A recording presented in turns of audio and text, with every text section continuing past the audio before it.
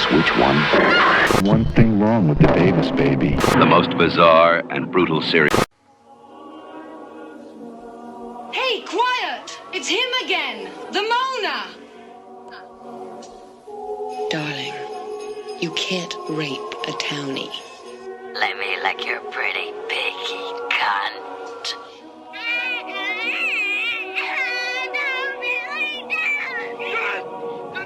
What's the boogeyman? That's the Mormon Tabernacle Choir doing their annual obscene phone call. You fucking creep! I'm going to kill you.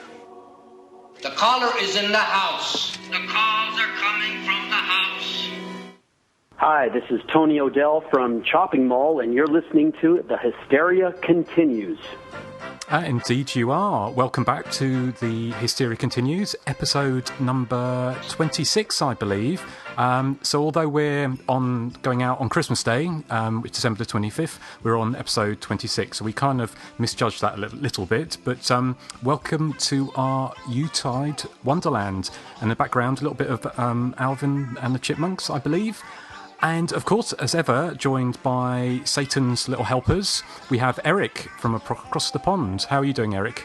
Oh, I'm feeling a bit rough, but full of Christmas cheer at the same time. Why is that, Erik? Because we had office Christmas drinkies last night.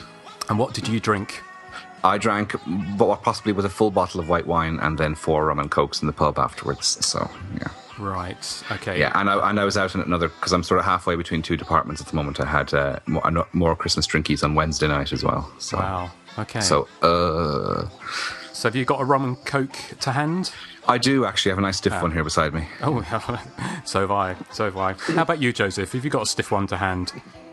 Oh, it's very stiff, Justin. Thank you for asking. Oh, okay. Sounding very sultry there. How are you doing, Joseph? Mm-hmm. I'm good. How are you, man? I'm very good, thank you. Very good. And Nathan, how are you doing? I'm good. Good. Okay, a man of few words, but hopefully a few more a little bit later when we get into our feature presentation.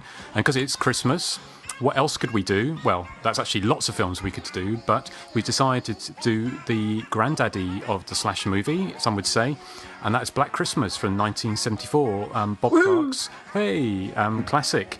And so we're going to get onto that a little bit later. But also we've got lots of surprises in store. Well, or one or two, perhaps. Lots of Christmas cheer and all sorts of good stuff coming your way. And we're going to be doing a top 3 in a little while. First of all, have you guys seen anything of interest to our audience the last couple of weeks? Joseph? Yeah, last night I watched Eyes of a Stranger for the first time. Actually, I'd never seen it before, and I really enjoyed it. I thought it was a really good thriller. I liked how the blind girl Jennifer Jason Leigh, it's all psychosomatic because she was traumatized, as a child. And then through the whole movie, you have this guy going around killing people, stalking women and killing them and, making these obscene phone calls. And eventually he runs afoul of this reporter who, catches on to him.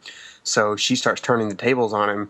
And then he finds out who she is. So he starts, he goes after her sister, the blind one. And basically, since she's been traumatized and her blindness and deafness is psychosomatic, once she's traumatized by him again, the psychosomatic thing kind of reverses, and so she's able to kind of fight him off at the very end, and it kind of basically comes full circle. And it has great music. It's really suspenseful, and it's just a well-made film, I believe. You didn't find it cheesy at all? No, I didn't find it cheesy at all. Did you? Well, a little bit, yeah, because the main woman was a bit bug-eyed and a bit sort of like kind of Nancy Drew and like crossed with Princess Diana, I thought. No, I rather liked her a lot, actually. Okay. Oh, well, interesting. How about you guys? Nathan, I presume you've seen it. Yes, I'd seen it years ago, but I watched it again last night, and I still love it just as much as I always did. I love the artwork for it, too, with the woman in the phone booth. And I think it's like flowers or something all around her. Yeah. And that tagline where it says, "Sorry, your party is dead." Yeah. And what does that mean? Is that a kind of an old kind of telephone thing? Yeah, Well, party, it's like, like your party's reporters. being reached. Yeah, Right. that's what like the operator used to say stuff like that. Please hold on while your party is reached. Right, okay. And how about you, Eric? Have you had the pleasure? I've had the pleasure, yes, but I can't really recall because it's been so long since I've seen it. But I mean, if it's got somebody who looks like Princess Diana, what's not to like, you know? Well, not quite Princess Diana, but she's got that kind of early 80s sort of blonde, big flick. Yeah, that's all I want. Okay. All I want is the hair. All right. I don't want the personality. It's not Princess Diana post-tunnel or anything. Oh, well, she's Lauren Toos was on the Love Boat, wasn't she? I believe. But anything else, Joseph?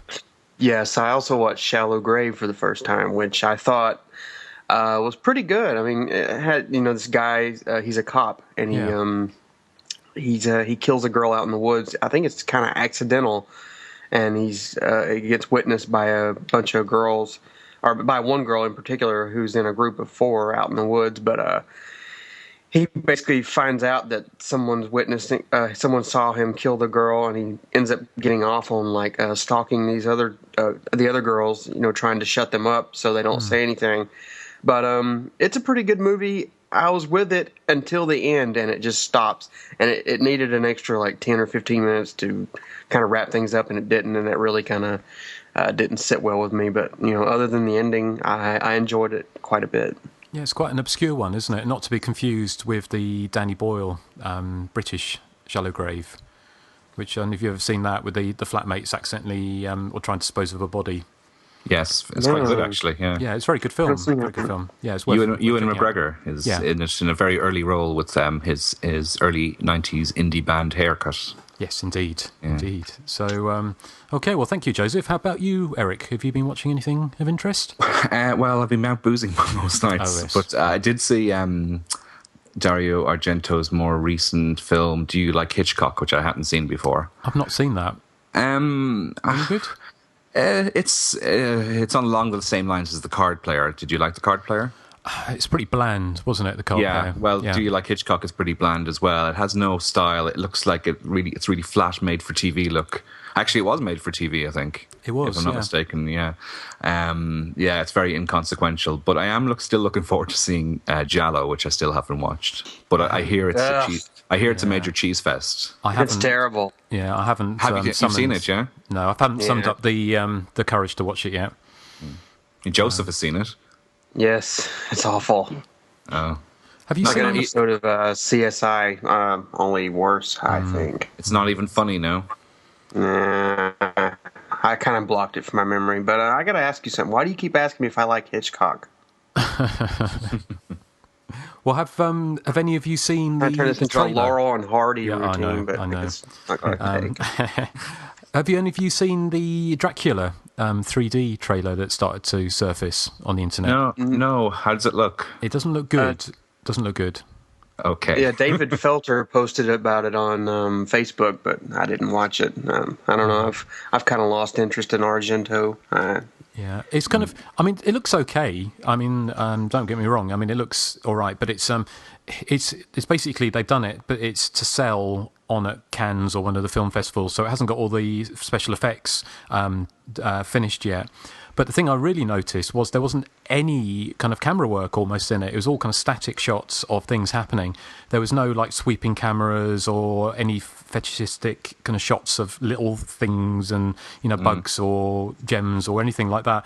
So I thought the one thing Argento would be able to do with a film like that would actually do a grand gothic opera with real kind of sweeping cameras and things like that. Maybe it will do. Didn't we say the exact same about Mother of Tears? Well, and look Phantom of the what Opera. happened there. Well, exactly. We did have very low budget, but the Phantom of the Opera, I think was a bit higher budget, but yeah, a lot of his later films are very low budget, and I think this one probably is as well. But it's got Argento in it, so it might be worth a look. I don't know. Anything else, Eric? Well, I've been watching some Christmassy themed movies, but I'm sure we'll probably be discussing them later. So right, I'm sure we will do. Okay, how about you, Nathan? Thanks, Eric. I watched Troll 2, which I adore. I mean, I've seen it probably 30 times, but it never gets old. I mean, it's just, it's hilarious from the opening scene till the ending. I mean, everything about that movie is bad. but bad in such a really, really good way. Absolutely. I always love the sister's dancing sequence and her big Garfield T-shirt. Yeah. Yes. And her using her hands as glasses or whatever you call that. You know where she? Oh, yeah. That, big I know what you're talking about. And what about what she said? Her boyfriend, and she's like, "If my father catches you here, he'll cut off your little nuts and eat them." Yeah. Yeah, that's what I was going to ask. What did they say about his nuts? A classic line. I read in the documentary, Best Worst movie, I saw in that documentary where they interviewed the girl that played the sister, and she said that they went to the director, her and the guy that played her boyfriend in the movie, and said, this is not how, American teenagers talk. And he said, no, I know how American teenagers talk. So that's what we ended up with. And aren't we thankful for it? It was. Yes, we are. Yeah. Because isn't she like probably the most successful in acting terms of the cast of Troll 2? Oh, is she? I think so. Yeah. I think she still is acting, whereas the rest of them were just sort of, that was their one film. Right. My favorite part of Troll 2 is when the kid pees on the food and then the dad gets mad and he reaches to undo his belt. He reaches to undo his belt and he goes, "You see this? I'm tightening up my belt to fend off the hunger pangs." And you can't piss on hospitality. I remember him saying. Yeah, so. you don't piss on hospitality. Yeah. So, have you seen? I'd say you're probably tempted as a vegan to go and wee on people's turkeys at Christmas time. Are you? Not really. No. But I thought you would. No, I haven't got that fetish. I must admit. But I'm sure some people do. To ruin their Christmas because they're meat eating turkeys. Well, no, I haven't done it yet. As a vegan, you eat a lot of green paste. Green paste. The goblins were vegetarian, weren't they? And that's how they turned people into vegetables to eat them. Yeah, this is the ultimate vegetarian horror movie. That's why you should love it, Justin. Yeah. Apart from Texas Chainsaw Massacre is the ultimate vegetarian horror movie, as Toby Hooper once said. Why? Because to become one. Yeah. Sorry? Well, no, it's because he sort of said it's kind of the fear of being chased by, an abattoir worker and killed and eaten. And so that's why it was kind of, I think that was in the back of his mind, or that was what I've read, partly why he came up with the film. It was from the idea of kind of, taking what happens to animals in a slaughterhouse and extrapolating it to people and thinking about the fear that animals have and then the fear that people would have if they're in a similar position. So anyway, that's a downer, isn't it? Yeah. So, on a slightly more upbeat note, have you seen anything else, or you've just been drinking merrily? Well, I haven't been drinking anything actually, but I'm currently I have the Gorgor Girls on in the background, which I love this movie too. And what's funny about this movie is there's a post on the board about worst final girls and guys, and this movie has the most obnoxious. Maybe not quite detour obnoxious, but a really obnoxious guy as the hero of the film. And I mean, I just don't know how anybody could like this guy. I mean, in one scene, the girl that he's kind of investigating the murders with faints on the floor after seeing like a body all ripped up. And he opens up a 7-Up and just pours it on her face to wake her up. Really? I mean, that's how he's that would work. Sexist and misogynistic. He's just the worst guy. Not to mention nasty. 7-Up is terrible. Yeah, he should have went with Mountain Dew. It's the same thing. Yeah, it's a sugary water, isn't it? Yeah. But actually, I like Mellow Yellow. House. They're in the dead girl's house, and that's all she had, apparently. Oh. Well, he should have bought Mellow Yellow. Gosh. I also think it's funny the scene where he kills a woman and cuts off her, I guess her nipples, and white milk and chocolate milk comes out. Ew. You could tell it's a serious film. Yeah, what was he smoking when he came up with that? I do not know. I love Herschel Gordon Lewis, though. Yeah. And he's still making them, isn't he? He's churning them out. He had about 25-year break, but he's still making films, isn't he? Did you see any of his? His last one before the big break was the Gorgor Girls. I mean, it was a long break, wasn't it? Was it like 30 years? So I don't know how long it was between 1972 to 2002. So 30 years. 30 years, wow. Gosh. Oh, just imagine if Rob Zombie took that kind of break. Oh, we can only hope. Okay with that. Yeah, so would I. Well, thank you, Nathan. I mean, just very quickly, we're going to be talking about our top threes. They're going to be our top favourite holiday picks, and not necessarily Christmas themed, but one that I didn't make my top 3, but only partly because I didn't see it properly until last night, was Lewis Jackson's Christmas Evil, which I had the pleasure of seeing on the big screen at a cinema in Bristol. And the first time I saw this film was back in, about 10, 15 years ago, and I bought the video in New York, and it's one of the worst video presentations I've ever seen. It was one of those EP tapes, which means it's barely watchable, with about 5 inches of videotape, and the whole film is on it. And so it didn't really strike a chord with me. And I've seen it a few times over the years. I've got the DVD, and again, it didn't really work for me, but it actually worked a lot better for me. So, excuse me, seeing it on the big screen. And I don't know why that was, but it just worked seeing it with an audience who very much saw it as a comedy, but laughing in the right places, I kind of guess. And I really liked it. It was funny. The cinema we saw it at is a really old cinema. It's kind of an art house place, and it was so cold in there. They had a basket of blankets out, so people were getting blankets out and putting them over their laps. That's how cold it was. I like really that though. It. I think that's it's quite the sort of a charm to that you don't get in a multiplex. Well, exactly, yeah. And it was good fun. And they're doing if you are around in the Bristol area, it's the Hellfire Video Club, and this is the 5th one they did. And we didn't stay for the second feature, but they did Elves, which I've not seen, which is from 1990.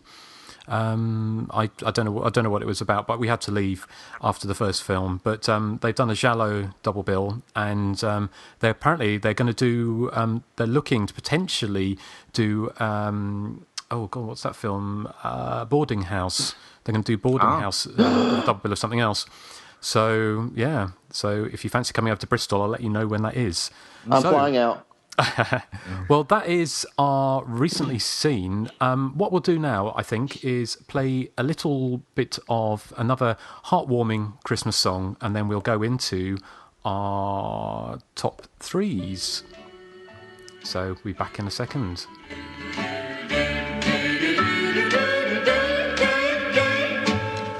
Now this is a story about a girl named Christmas.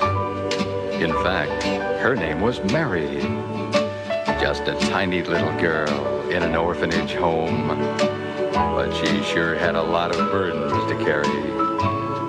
Well, Mary's mommy and daddy got called to heaven, but Mary wasn't quite a year old. This is the story of little... Yes, a very, very sad Christmas song. Erik, do you know any Marys? Sorry? Do you know any Marys, Erik? I know plenty, yes. Okay. Because it's a very common name in Ireland, that's what you mean, yeah? Yes, of course, I do. Yeah. Yes. Well, we'll have a few more Christmas songs, and hopefully some of them a little bit more upbeat than that one. But in the meantime, what we can do is our top 3s, and they're all going to be holiday or festive related. So the first one we are going to go with, I think, is Joseph. All right, my number 3 is not the actual movie Valentine, but the art house maze sequence with Jessica Caulfield. She's being menaced by the killer, and basically she's stalked through this like labyrinth of paintings with some loud kind of techno-ish music blaring in the background. And eventually she's shot with an arrow, and it kind of causes her to tumble backwards over a railing, and where she falls to her death. But what I like about this scene is the actual paintings and the flashing lights, and her like trying to maneuver away from the killer, and him basically eventually getting to her. And I loved how they zoom from the killer's like hand, like pulling back the arrow all the way to his nose, and then the blood coming out from the nose on his mask, like it does throughout the movie. Right before he shoots her, it's a really effective scene in that film, I think. Yeah, sorry, I forgot to say, we're not talking about the favourite festive films specifically, but it's about the moment, so just to clear that up. But or different stuff doing with holidays in general. Yeah, definitely. Yeah.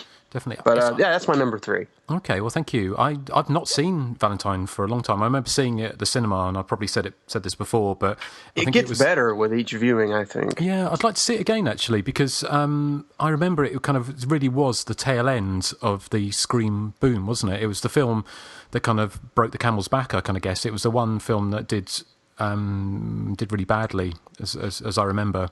Probably unfairly, but it was heavily cut, wasn't it? Yeah, well, I did a review on Hysteria Lives way back when it came out, and I did not like it. But the more I watch it, I find stuff I appreciate about it, and I actually watched it again fairly recently, and then that scene really stood out, and I was like, wow. But the whole movie, it's got its problems. It could stand for a director's cut, maybe have its gore inserted, and there's a few things I would change about it, but overall it's a pretty fun little movie. It's kind of underappreciated.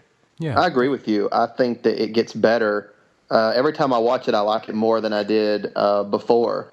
The only complaint I've ever had, or I have now, I should say, is I really hate what they did with Denise Richards' big death scene, because I mean, come on. You've got her trapped in a hot tub and the killer menacing her with this drill. I mean, that could have been awesome. And then they kind of, went a different route with it, which I didn't really care for. I mean, they made it a boring death scene when it should have been one of the most entertaining ones. It was probably one of the ones that got cut, wasn't it? I imagine. I don't know. It'd be interesting to see. It'd be great if we could get Jamie Blanks on the show, wouldn't it? Maybe we should try. Because then we can talk about Urban Legend and Valentine, and what was it? Storm? Was it Storm Warning? Storm Warning, yeah, which was quite good, I thought. Yeah, it wasn't bad, I agree. It was. Yeah. Okay. Well, maybe we'll try. Erik, have you seen it? Valentine, I did have. Like Joseph, I didn't like it when I first saw it, but it was one of those DVDs I picked up recently for 99p in the special shop in St. Helens in England, and I mean, it is good. It's certainly after what we've put up with for the last 10 years, it seems like a classic in comparison. Yeah. Okay. But I do like Jamie. I do like Jamie Blanks, though. I mean, I think Urban Legends is fantastic. I thought Storm Warning was really effective. Valentine would be my least favorite of his 3 slashers, if you want to call it that. But I still think it's quite good. And the cuts do affect it, somewhat. So if it got a unrated release, I think it would be pretty interesting. Yeah, okay. If you ask me, I think he's made a lot of good films. I don't think he's made specifically a great film yet, but I think he's got it in him to do so. Ooh, okay. Yes, okay, right. Well, thank you, Joseph. Nathan? The Dawn That Dripped Blood, rated R. Okay, Nathan.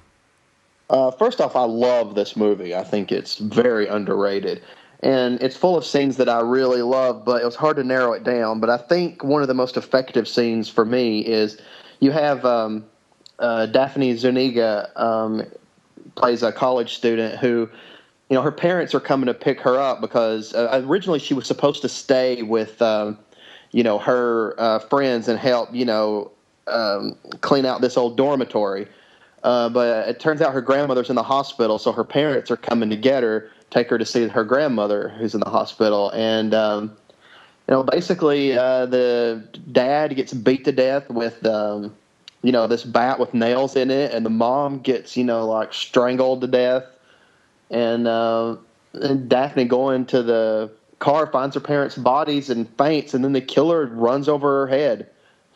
I think the family massacre is effective to me just because of, how brutal the death scenes are. And, I think about the poor grandmother because she's in the hospital already. And now, this will probably kill her to find out that, her family was, murdered, while they were on their way to see her. So I don't know why, but for some reason, Amanda Bynot's the one that brought that up. And I never really thought about it till then. And I was like, it's true.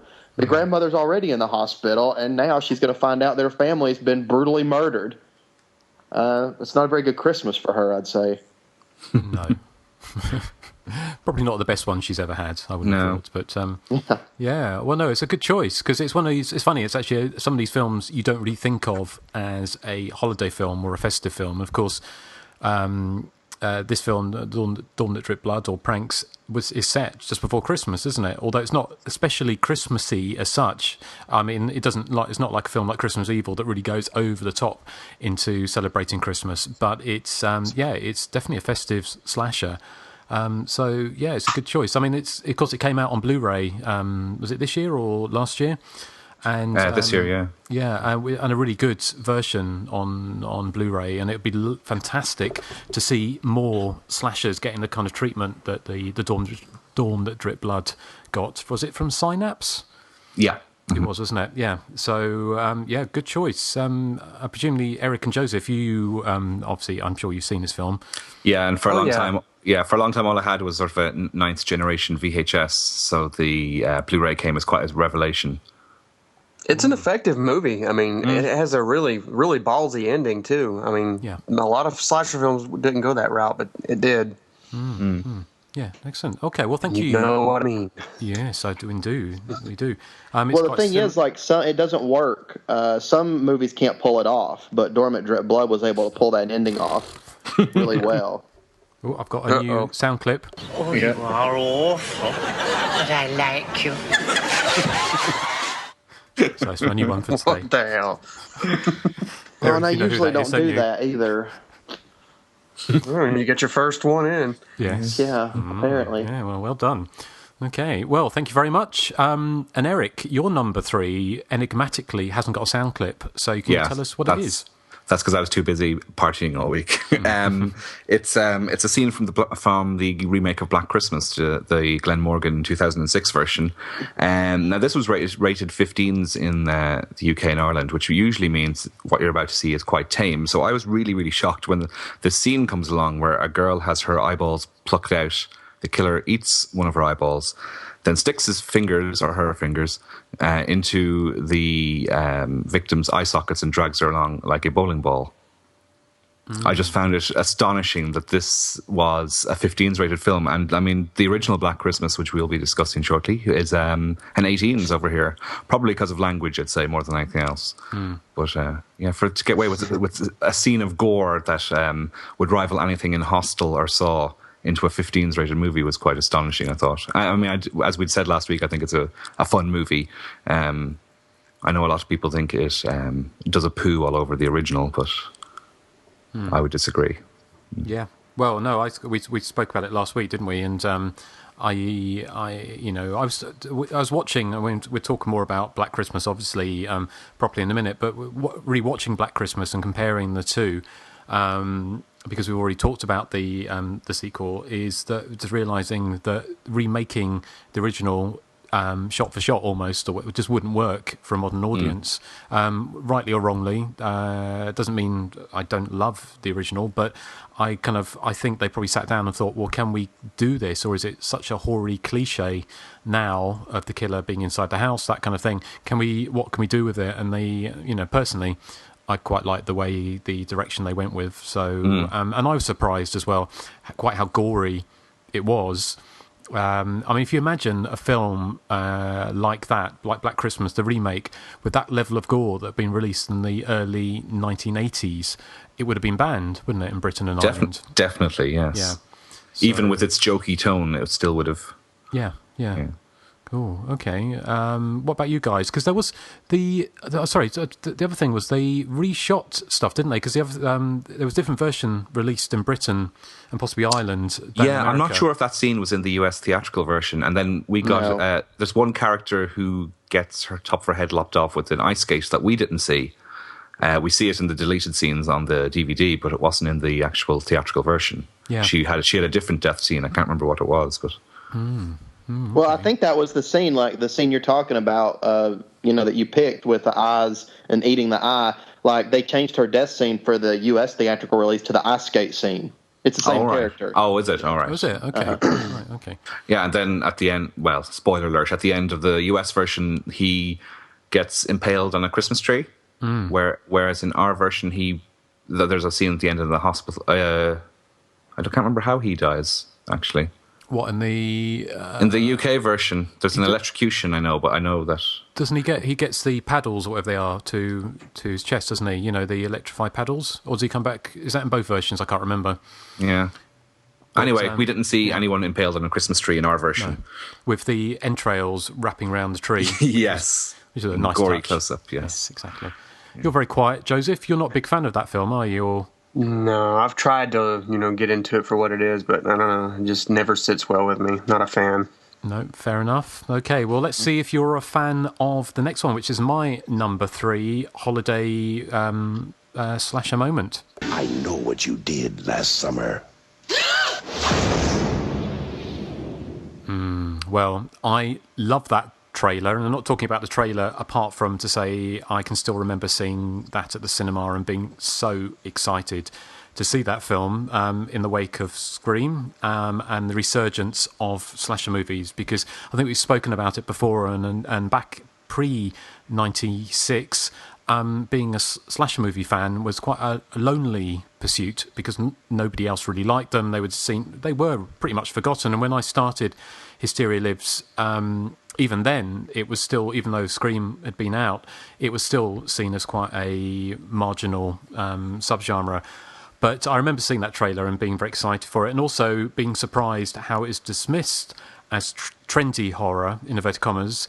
And the irony now is I kind of guessed this film and Scream are kind of retro horror now. So it's funny how things go around and come around. But the scene I wanted to talk about, and obviously the holiday is July the 4th, which we obviously don't celebrate in the UK because that was the date when America made the very foolish decision to dump Blighty.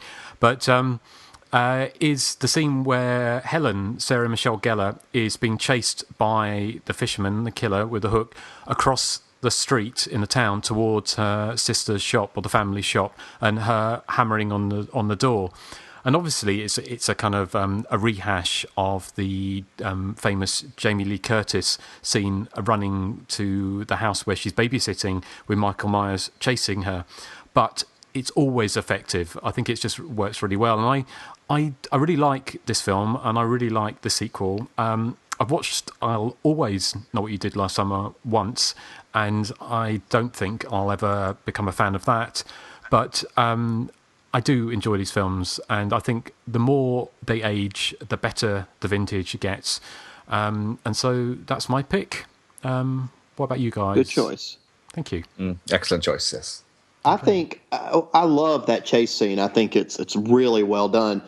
What always bothered me about that scene, and it's just the character. Like, her sister drives me crazy. I mean, she shows up. Helen shows up there, like, very disheveled, like screaming, hysterical, and the sister just acts like, oh, it's no big deal, whatever. I mean, the sister just hates Helen so much. She's so jealous of her that, like, even in a situation like that, she's still being a bitch for no reason.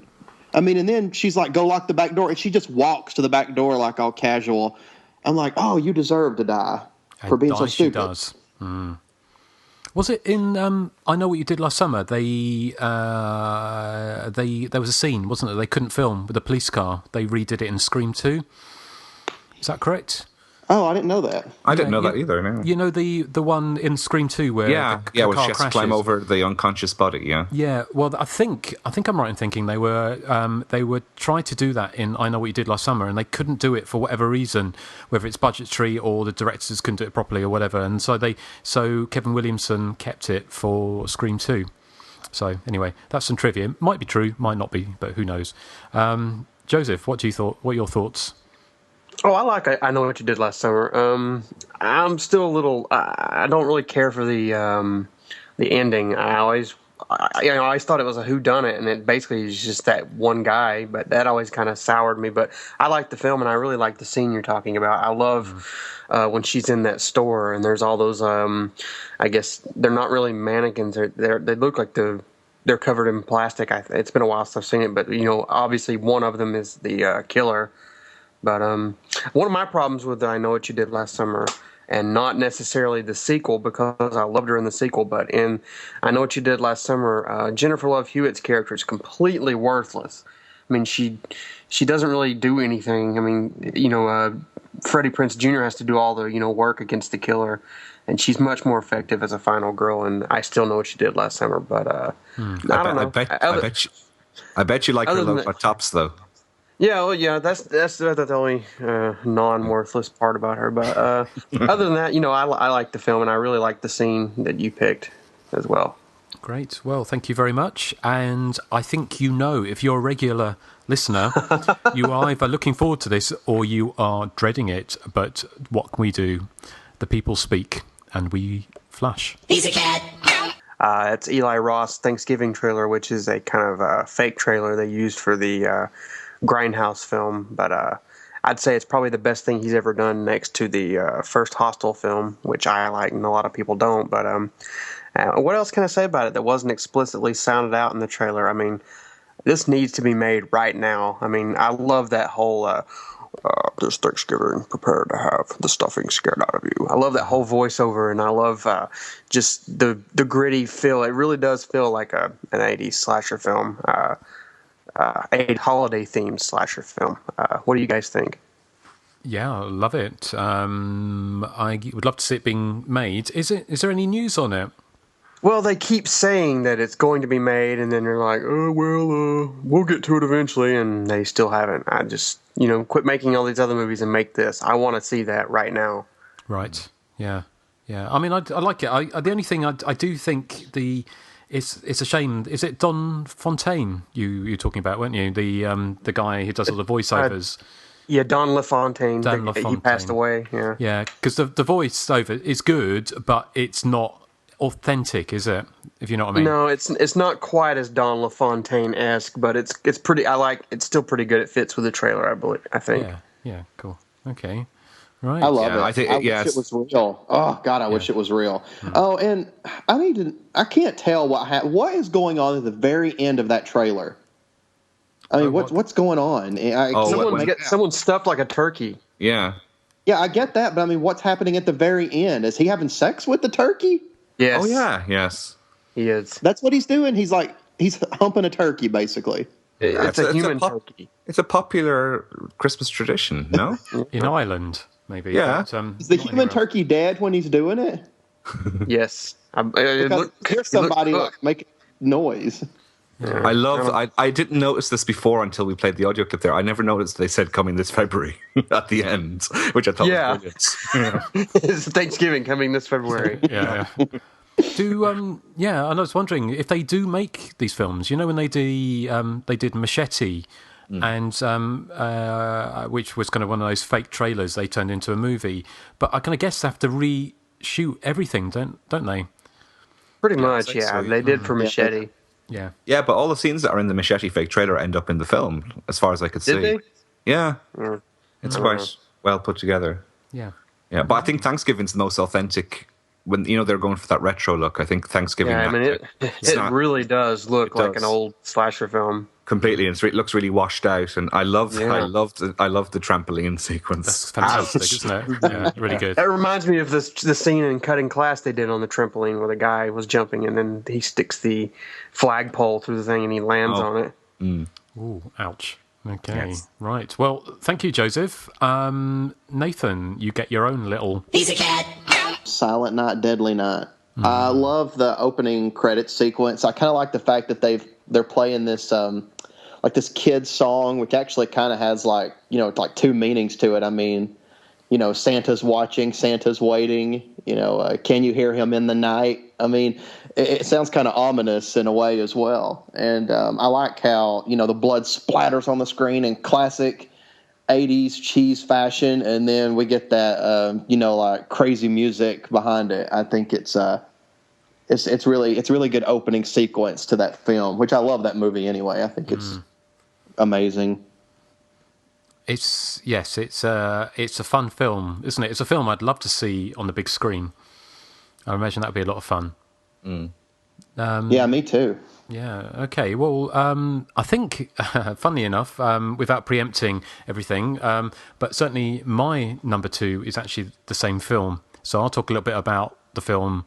And I didn't do this on purpose, but I think sometimes we'll do this. But I've got a different moment from the film I want to talk about. So, Erik, what are your thoughts on Silent Night, Deadly Night?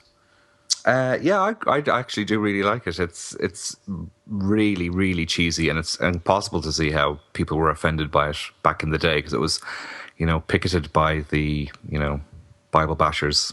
Am I allowed to say that? Yeah. Back in 1984, yeah. Which, was it ever released on video in the UK? I don't remember ever seeing it available. I don't think it was.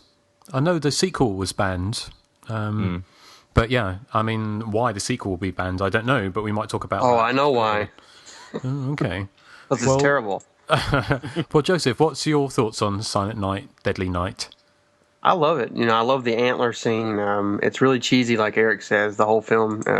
I love the stigma that it was carried with it, with all the Bible thumpers, protesting, and it's one of those films. It's a product of its time, and I appreciate that about it.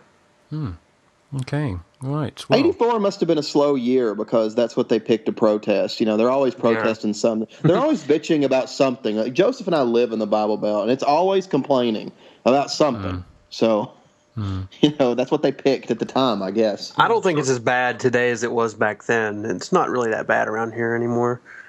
No, I think it's with those kind of films. It's what you'll find is most people have not watched them. It's like Mary Whitehouse, who was famous in the UK as the kind of the leader against video nasties, and she did the Thingy of Light. I can't remember what it's called now, but it's like a religious order, but it was kind of loads of old biddies who were like protesting against violent movies. And someone asked her, have you ever seen a video nasty? And she said, oh, no, I would never watch a video nasty. And so she didn't really know what the films were like. And it's kind of most times is when I was a kid and we were talking about video nasties and saying about horror films, and when I was too young to actually seen any of them, and they all sounded far, far worse than they actually were. They sounded much more horrific. I mean, of course, if you ask me, if you're going to oppose them, you should at least watch them. Exactly. See what you're opposing. Yeah. And I'm sure the parents that were outside doing, the protests hadn't watched the film. Having said that, when TriStar put it out in the States, it didn't do very well. I mean, it flopped pretty much. And it got pulled. It did. They did basically, stop it becoming a hit, because it did get pulled from lots of theatres in the States because of the protesters. And I think sometimes those things work a bit like with Snuff, the film by Roberta Findlay and her husband. The 1970s, early 70s movie where it was pretending it was a snuff movie, and if it wasn't, and they hired people to protest outside of the cinema, and they got lines around the block. Sometimes it works, sometimes it doesn't. A bit like with Nightmares in a Damaged Brain, and the guy who went to prison for 6 months in the UK for distributing a copy of it that was longer than the BBFC accredited version. And we think now that would be absolutely, you can't believe that would have happened, but it did happen. So it's a salient reminder of things. What goes around comes around, and who knows what the next thing's going to be.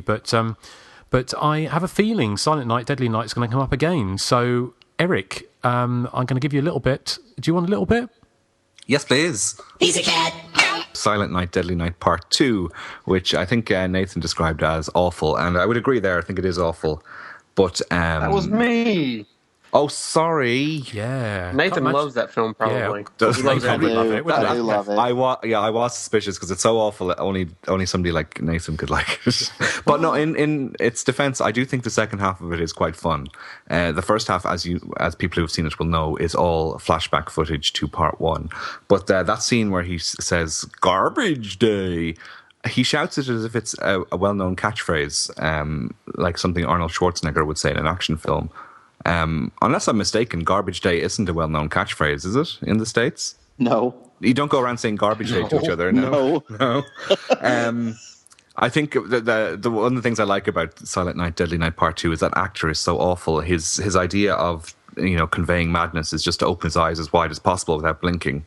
And I know it's supposed to be sort of comedic and that, but, even still. And there's absolutely no Christmas atmosphere at all in that film. I mean, the first one feels like Christmas. This feels like it was shot in the middle of the summer. I don't think there's even a Christmas tree to be seen. It must be one of the cheapest sequels ever made, mustn't it? Yeah. It's a bit, remember I was discussing Exorcist 2 last week. Yeah. I was reading since I spoke to you last, I've been reading The Making of Exorcist 2, the book by Barbara Pellenberg. And they said that their original intention was to do a kind of Silent Night, Deadly Night Part 2 with it and use outtakes and alternate angles from the original movie and just sort of make a movie around that. Which is what they've done with Silent Night, Deadly Night Part 2 is just use the exact same footage for the first 40 minutes and then 40 minutes of new footage. It's very strange, isn't it? I don't think you could get away with that now. No. If they'd done it with the Exorcist too, that would have been quite, well, I don't know. Would it have been good or maybe not? Yeah. I still stand by The Heretic as being a work of genius, but I know I'm alone. Yes. Okay. I still need to see it. I dreamed that I watched it. I like it. I said, you're not alone, Eric. I like it for all the wrong reasons. Well, I like it for sort of right and wrong reasons. Okay. I'm sure I'll like it. Okay. Well, I'm like sure. Everything. Well, I was going to say, because we're on a Silent Night, Deadly Night kick, it will come as no surprise after this. He's a cat. Silent Night, Deadly Night, the original. And the moment, the reason why it isn't a problem that we chose in the same films, because I knew we were choosing moments from films, and the moment from, there's two moments from this. One is the sleigh ride killing, where the guy teenager is on a sleigh and going down a hillock, sandy hillock, and then the killer swings a sharp object and decapitates him. Now, the film was originally going to be called Sleigh Ride, so it's kind of built around that image anyway. The other one is the ubiquitous Linnea Quigley and her killing, and I think she's babysitting, isn't she, in this? So it's a kind of throwback to Halloween, if I'm remembering correctly. And the killer, dressed as Santa, obviously, picks her up and pushes her into antler horns on the wall, and the end of the tips of the antler horns exit through her breasts. And so, really, it's kind of. It's a kind of perfect slasher movie murder. It's got boobs, it's got blood, and it's got the tacky kind of novelty value. So that's why I really like it. And it's and of course the other great thing about Silent Night, Deadly Night is the evil nun, the most evil nun ever caught on celluloid. And she's just like she's got a German accent, hasn't she? And she's kind of like a Nazi nun. So I quite really like the fact that you've got that kind of Nazi nun and nunzi. Nunzi, exactly. It's a new word. So that's my number 2. Anything left to say on the Silent Night, Deadly Night franchise? I love the ending to part 1. A lot of people, spoiler everybody, a lot of people get mad because they wanted to see the nun die at the end. But I think it's actually a lot more, ominous that you see the brother look up at her and realize, oh, okay, yeah, she's evil. I'm going to kill her. I feel kind of bad because when you asked me what I thought of Silent Night, Deadly Night, I said I really liked the antlers scene, and then that was your pick before you actually Joseph. Talk about it. You. Yeah. Yes. Has anyone I've watched during the week? Hey, wait a minute. I got a pun. Punish me. I've been naughty. Oh, you are awful, but I like you. It was a Silent Night, Deadly Night pun. It was in the movie. Okay.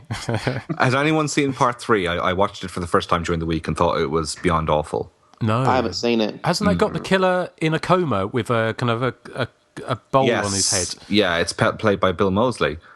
Okay. And it's really, really, really bad. And again, no Christmas atmosphere. I don't think there's a Christmas tree to be seen again.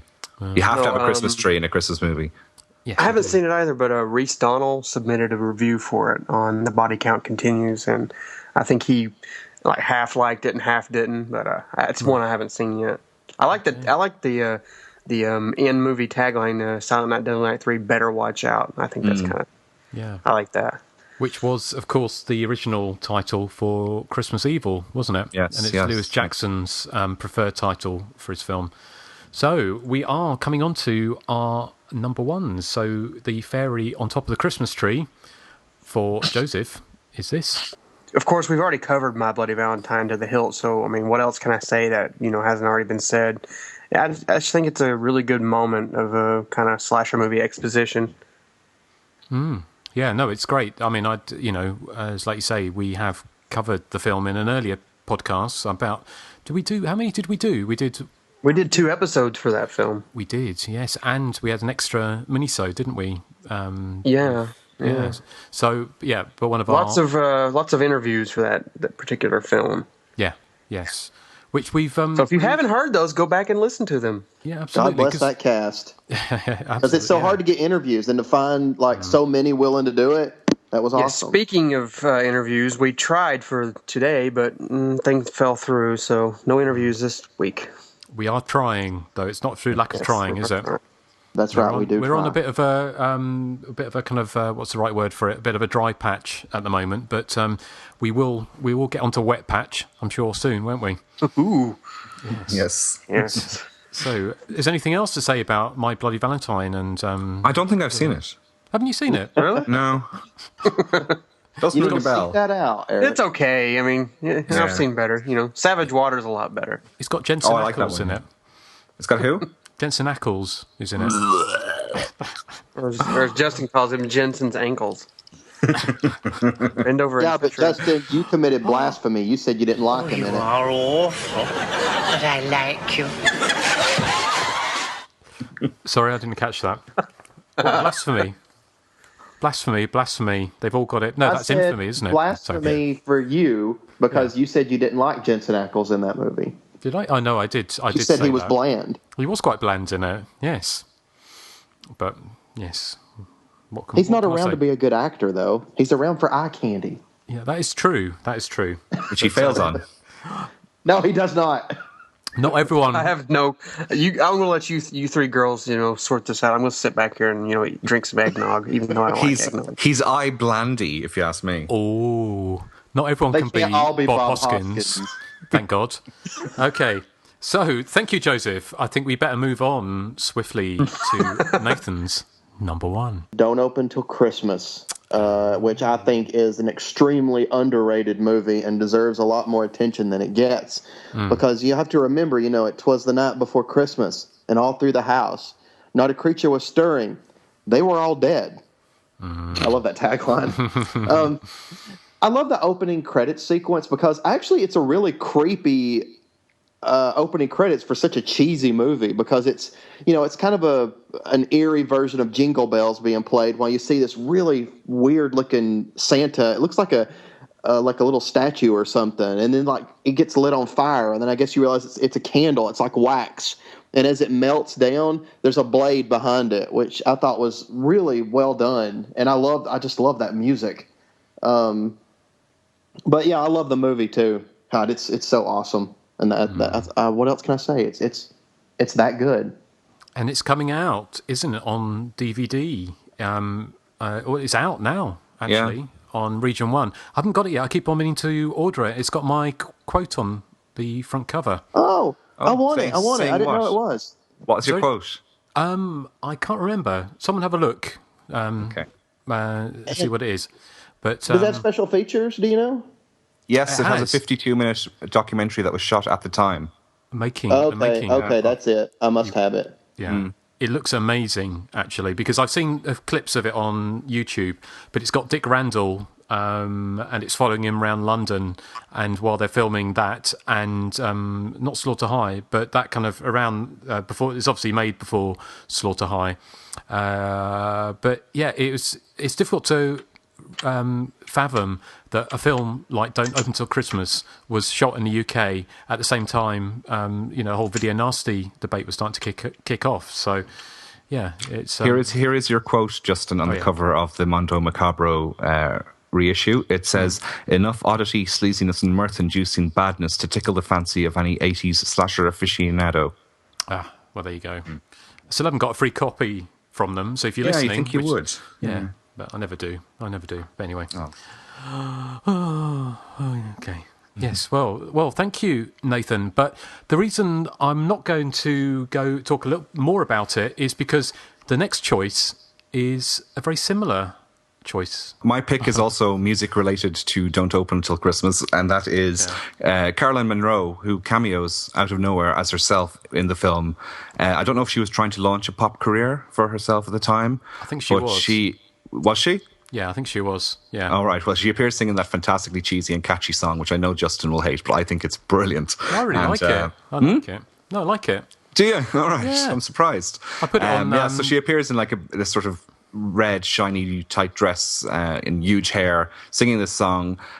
Some kind of stage pyrotechnics are supposed to happen, but instead what happens is a dead Santa with a meat cleaver in his face appears from this elevated platform, and hence the screaming of poor Mrs. Monroe. But I would agree with Nathan. I think it's underappreciated. And certainly I was guilty of that when I saw it first. From the makers of Pieces. So what can possibly go wrong? Or possibly go right, even. Exactly. Yeah. Yes. But it's certainly not in the cheesy league of Pieces, but I think you'll get a kick out of it anyway. Mm-hmm. I mean, it's certainly not a good film, is it? No. But it's entertaining. Yeah, and it's never boring. No, absolutely. And it was directed by Edmund Purdom, who played the principal in it as well. And he stars in it, and he played the principal in Pieces. And Alan Lake, who was married to Diana Dawes, who killed himself. He did shortly after. Yeah. So on that cheery note, anything else you want to say about Don't Open to Christmas, Nathan or Erik or Joseph? Even though I'm flat broke, I'm still going to have to buy the DVD because I want to see that 52-minute documentary. Yeah, same here. Absolutely. Great. Well, we're coming back. This is my last one, and it's not from Don't Open to Christmas, but it is a Christmas choice. 1972's, I think, Tales from the Crypt, which is the Amicus anthology, which we talked about some of that in the past couple of weeks. And that particular episode of the anthology was, I think it's All Quiet Through the House, was it? I think that's the name of it, or something like that anyway. And it has Joan Collins from Dynasty and lots of other TV and films, and killing her husband and not being able to phone the police because she's being menaced by an escaped lunatic dressed as Santa Claus. And I won't give away the ending because the ending definitely makes it. But I do love the whole thing. I love the whole central conceit, if that's the right word for it, of the idea that Joan Collins can't phone the police because she's killed her husband and there's a killer outside trying to kill her. And I just think that works really, really well. And again, like I say, there's nothing new under the sun because essentially it's a plot for a slasher movie in 1972. And so, yeah, that's my top pick for holiday horrors, holiday slashers. Well, you guys, I mean, we've spoken about this a little bit before, but I think this is probably the first Santa slasher, isn't it? Yeah, and I really love it. I think they kind of expanded on it. I mean, I don't say it's as good, but they kind of, redid it for the Tales from the Crypt TV show with Mary Ellen Trainor, and it was kind of a faithful reimagining of that. And I thought they were, they expanded on it a little bit, but without, outdoing the original. But I really love that segment. That's easily the best segment in that film. That Santa is, really, really terrifying to look at. Really creepy. And, like you said, the ending to that, that whole story is just, whoa. Yeah. And was it Larry Drake who played the Killer Santa in the remake, wasn't it? Dr. Giggles, Larry Drake, yeah. And also the guy from Dark Knight the Scarecrow as well, wasn't he? He was the Bubba. Yeah. So, well, that's my number one. It has a big jump scare in it, too. I think you know what I'm talking about, but there's one scene that I nearly jumped out of my chair when I first watched it because I wasn't expecting it. Yeah. When he reaches out to grab her. Yeah. It's just great. I love that film. So, my only problem with it is that it should have been filmed in the 80s because Joan Collins belongs in shoulder pads. Yeah, she looks very glamorous in this, though, doesn't she? She is glamorous, but she's not as glamorous as she was in the 80s in Dynasty. No. Okay. Dynasty, whatever. Yeah. Dynasty. Okay. What we're going to do, I think now, is I think we should move on to our feature presentation, and we're very excited to be covering a classic. And here is a trailer for 1974's Black Christmas.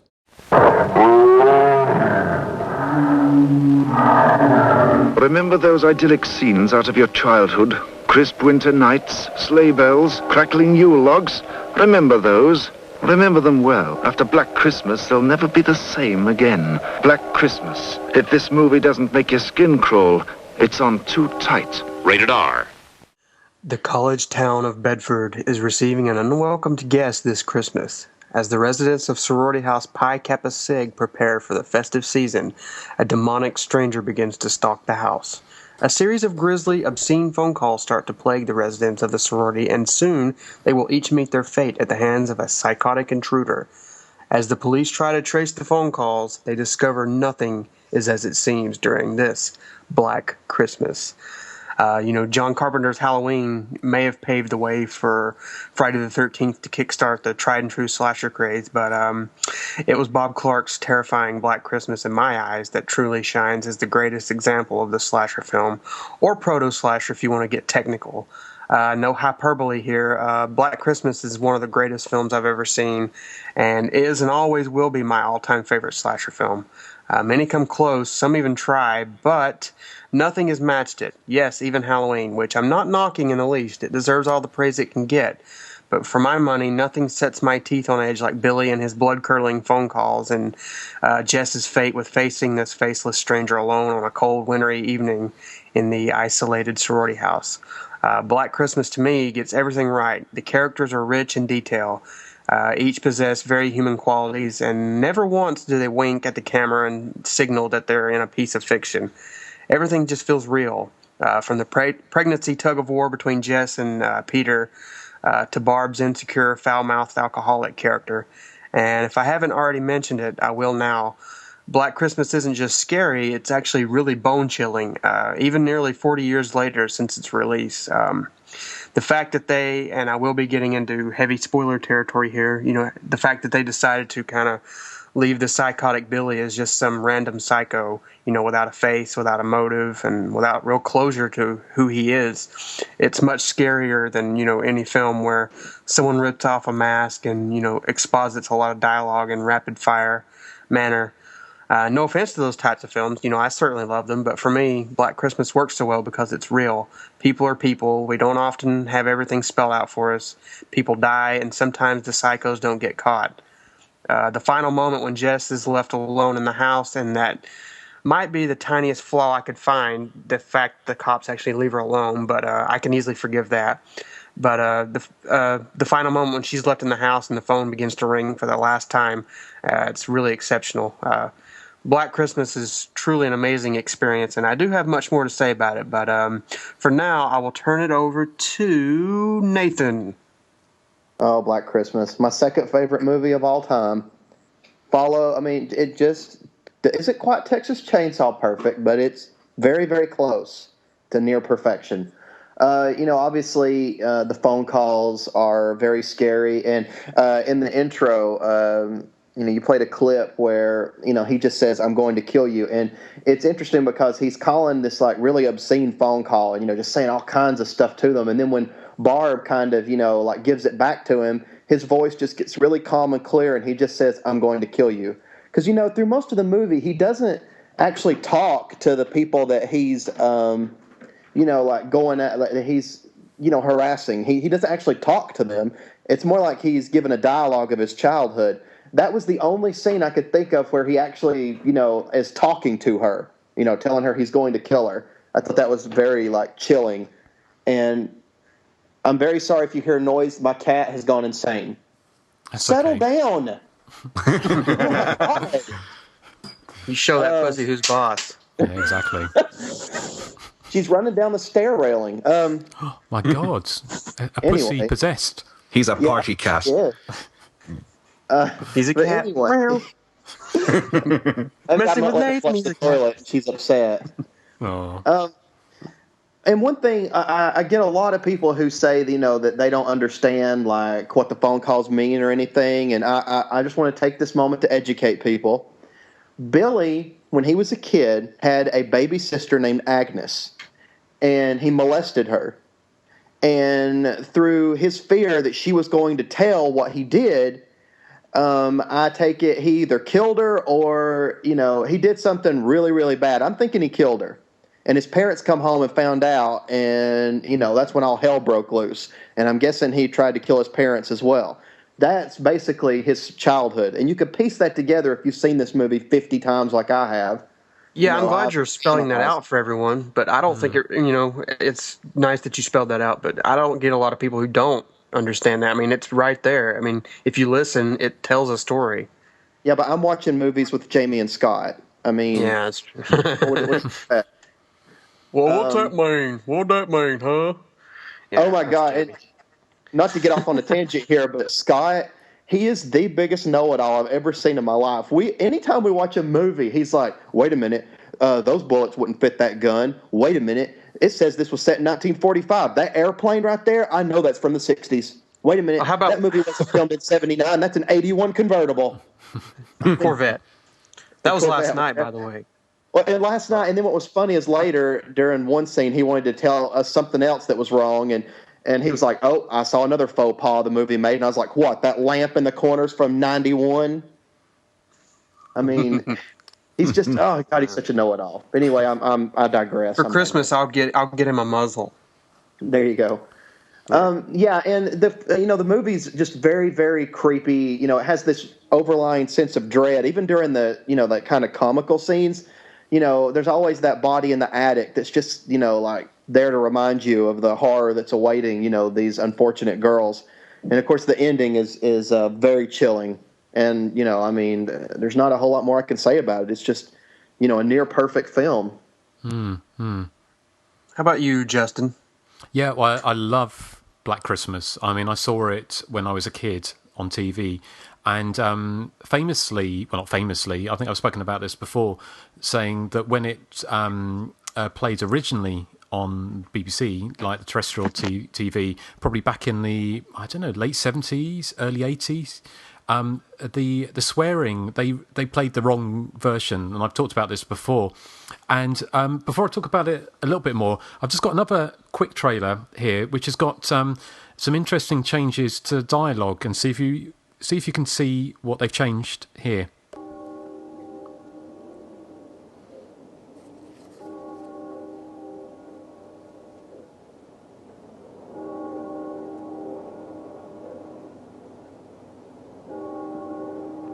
Remember those idyllic scenes out of your childhood? Crisp winter nights, star bright, sleigh bells, crackling Yule logs, candlelight glistening off of shimmering Christmas trees, chestnuts roasting over open fires, carolers beneath snow-covered window ledges. Remember those. Remember them well. After Black Christmas, they'll never be the same again.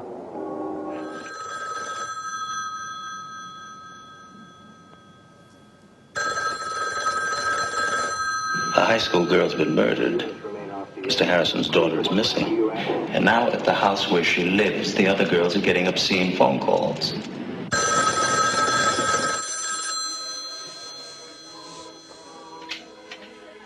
Hello? Hello? Hello? Hey, quiet! It's him again! The Mona!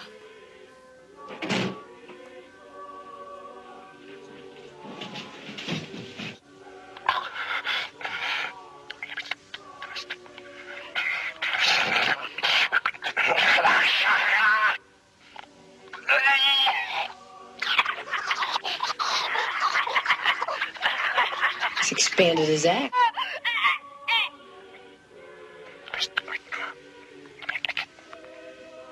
Let me stick.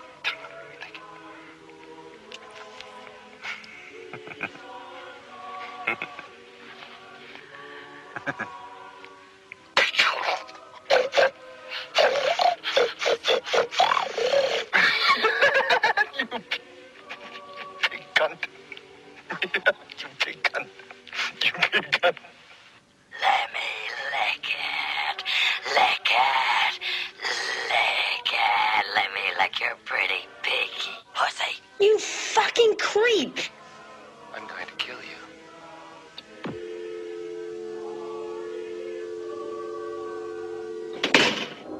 If this movie doesn't make your skin crawl, it's on too tight.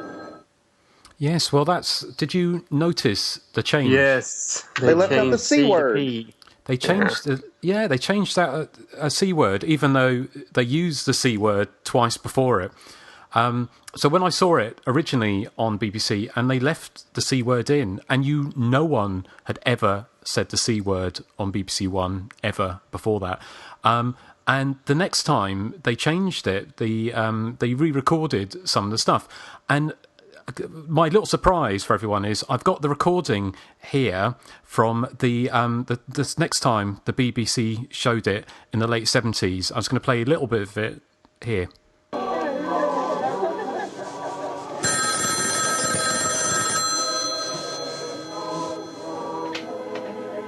Hello? Hello? Hello? Hello, is that Mr. Akbar? Hey, quiet! It's him again, the Mona! Mrs. Slocum here, your next-door neighbour. I wonder, would you do me a favour? Would you go to my front door, bend down, and look through the letterbox? And if you can see my pussy,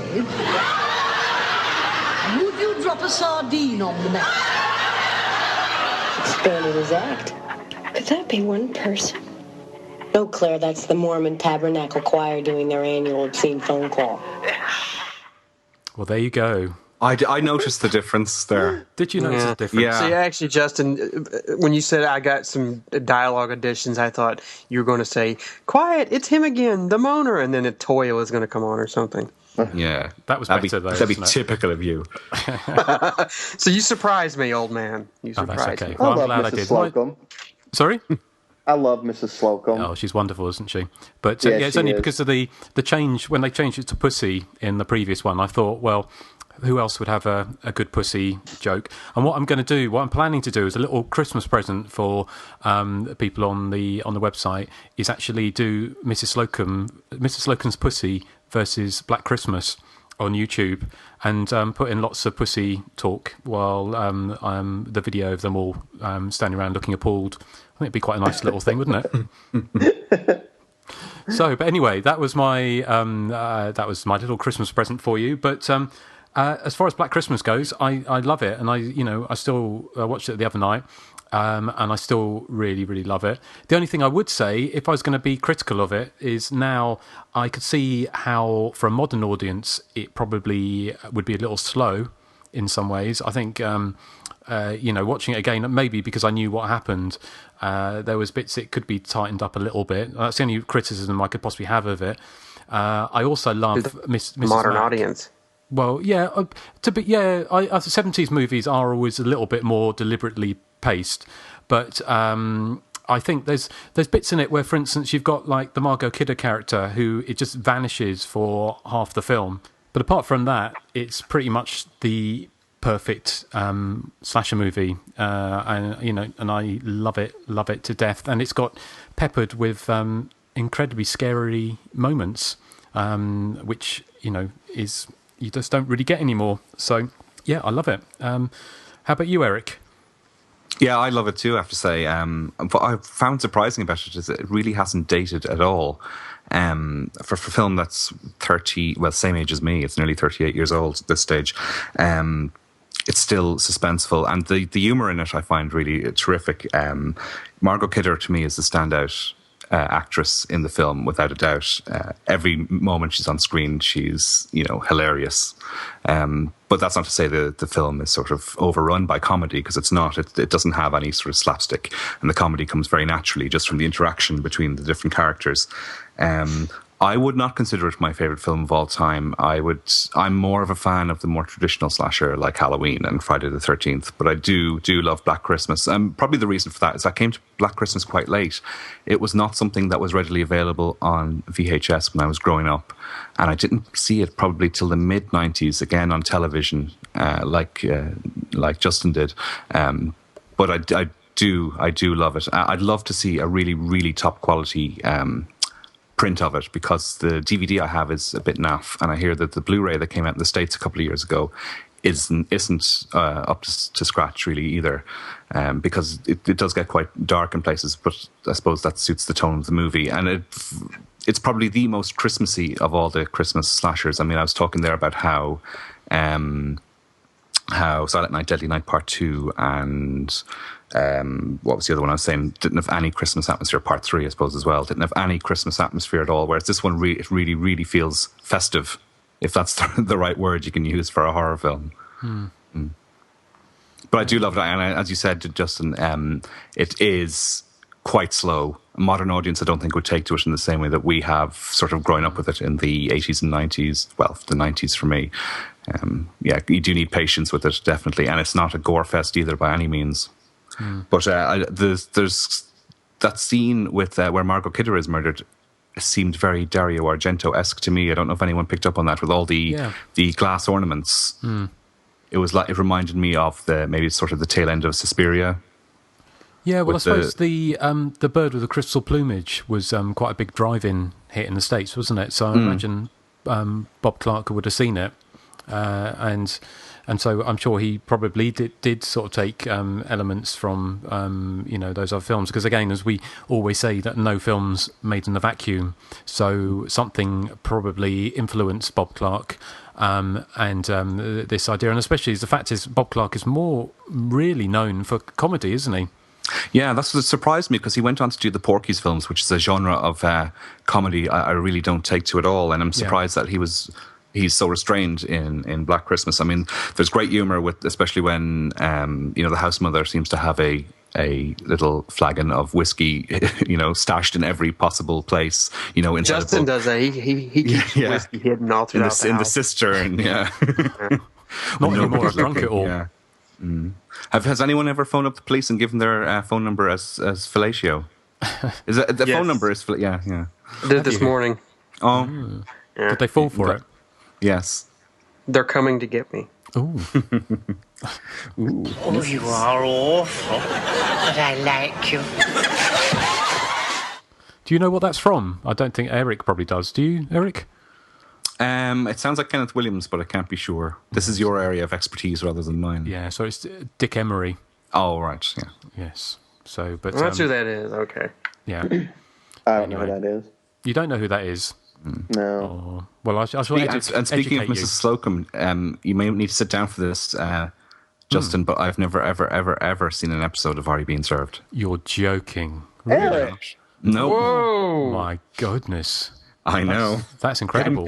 Can you believe it? No. Well, that's your mission, isn't it? Because in America, that was popular, wasn't it? Very popular in the 80s, wasn't it? 90s. Yeah, it's like that. Keeping up appearances and Faulty Towers. Yeah. Okay, and Erik, what you've got? You want to say something else, didn't you? Yeah. I love the way they use the point of view camera, because normally in a slasher it's kind of just somebody, a camera roaming through the woods. Where in this instance you have the camera climbing through windows and climbing down ladders from attics, and it's really, really inventive. And I don't think that slashers have done that since, having such a dexterous use of the point of view camera. Yeah, I mean, it's definitely an influence on Halloween, wasn't it? Yeah, but Halloween again, it sort of glides downstairs, and it sort of it doesn't do the climbing up into the attic. I mean, I can imagine whoever did that had to have been wearing one of those braces on their chest that held the camera. I know, they must have been pretty strong. Climbing up, the trellis outside with the camera, that had to have been rather difficult, I'd imagine. I mean, the other thing that strikes me when you're watching Black Christmas, which is very different from the later slashers, is it's one of the last slashers that I remember has got that kind of, it's got that kind of raving lunacy. Do you know what I mean?